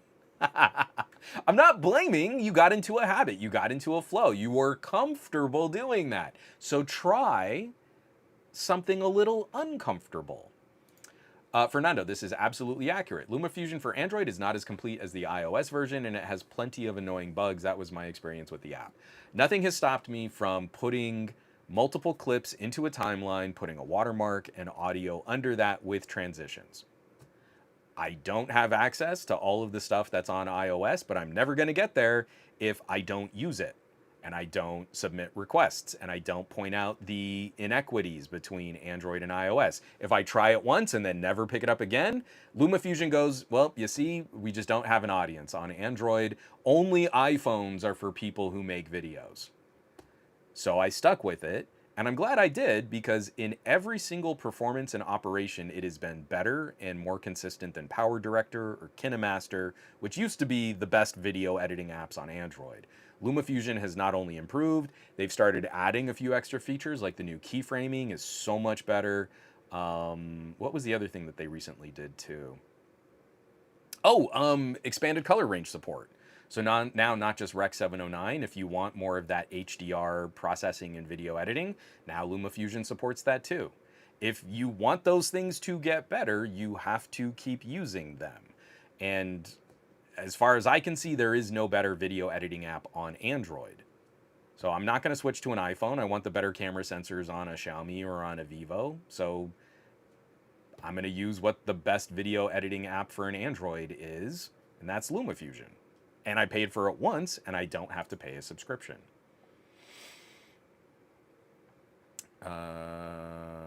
Oh man, I'm still catching up on comments and comments and comments. Oh, right. So, we almost did 3 hours. Pajama podcast. We definitely ran long. Folks, I got to wrap it up because my voice is actively failing right now. But thanks for tuning in. This was a really fun jaunt through a bunch of nerdy chip news. I know this was, again, in trying to shake up some of the episodes, and some episodes we're going to talk more about news and politics and what our governments are doing with technology topics. In some weeks, I've just got to blabber on about CPU core configurations. I really feel like we need that kind of holistic. Some weeks I know you're not going to tune in, and other weeks I know you're going to be more game, and we just got to kind of bounce it back and forth and try and keep up with everything that's happening here. I am an imperfect vessel for delivering that kind of news, and were I better funded and had like a producer and we could do things like come up with really cute slides and graphics for what a CPU from MediaTek looks like versus a CPU from Qualcomm, I'd be nice. I'd really love to do that. Until I get to that point, you just got to have me ramble. See, it's an ARM C1 Ultra versus an ARM C1 Premium versus an Orion Gen 3 versus an X925. And it's really hard for me to keep all that stuff straight in my head. Oh no, my camera overheated. Hold on one second. I'm just gonna flip this up. We can just end this podcast. I just want to stop podcasting. Oh, won't let me. So that is actually a really shining endorsement for the Orico. So the Orico has not had any issues, but it outlasted my camera. I need to talk to my wife because I think she turned down the air conditioner. And even though we're not in the peak of summer, it is still really flipping hot. And I know I've been sweating up a mug here. So, folks, I want you to have an amazing week. I'm going to have a bunch of cool stuff coming out. We've got some more audio tech. I've got a video trashing the Pixel 10 Pro XL. That'll be fun for some drama, I'm sure. What else? I've got a really cool portable SSD. I've got an article coming out on some multi-driver IEMs. And then I'm hoping that we're going to start getting some news on some of the software betas. Just to cover some of the news, if like Xiaomi is going to put out an Android 16 beta, I'm hoping we're going to start seeing that show up over the next couple of days. Just we can kind of stay on the pulse what's going to happen over the next month. So, have an amazing week. Stay tuned. The best place to get alerts for new content, that's patreon.com/somegadgetguy. The second best place would be somegadgetguy.com, where there will also be an audio version of this really long podcast. And then after that, you can catch me around on the socials. I'm not really engaging as much on YouTube just because it's been so hateful to creators. I'm tired of trying to convince YouTube to be better when they're actively trying to make everything worse. So I hope you'll join me on other platforms, or maybe consider the Patreon, or join us on the private Discord, or any of those other places where we can get into a conversation and not have YouTube's boot on our neck. And that'd be nice. I'd love to see you all there. So have a great week. Be safe. Take care of yourselves. Take care of that mental health, and keep being the amazing tech neighbor that our family and friends desperately need. They don't even know that they need it as much as they really do, but these companies are really trying to squeeze them. And we can be the people that help them save money, help them fix their products, help them get more bang for their buck. The manufacturers don't want that. They actively don't want that. They actively want your auntie, your uncle, your grandparents to pay a hell of a lot more for a heck of a lot less. And we're the last line of defense to keep that balanced out. I'll catch you back next week for another episode of the Monday Morning Tech Chat Show on the SGGQA podcast channel. Be safe. I love you all. Take care.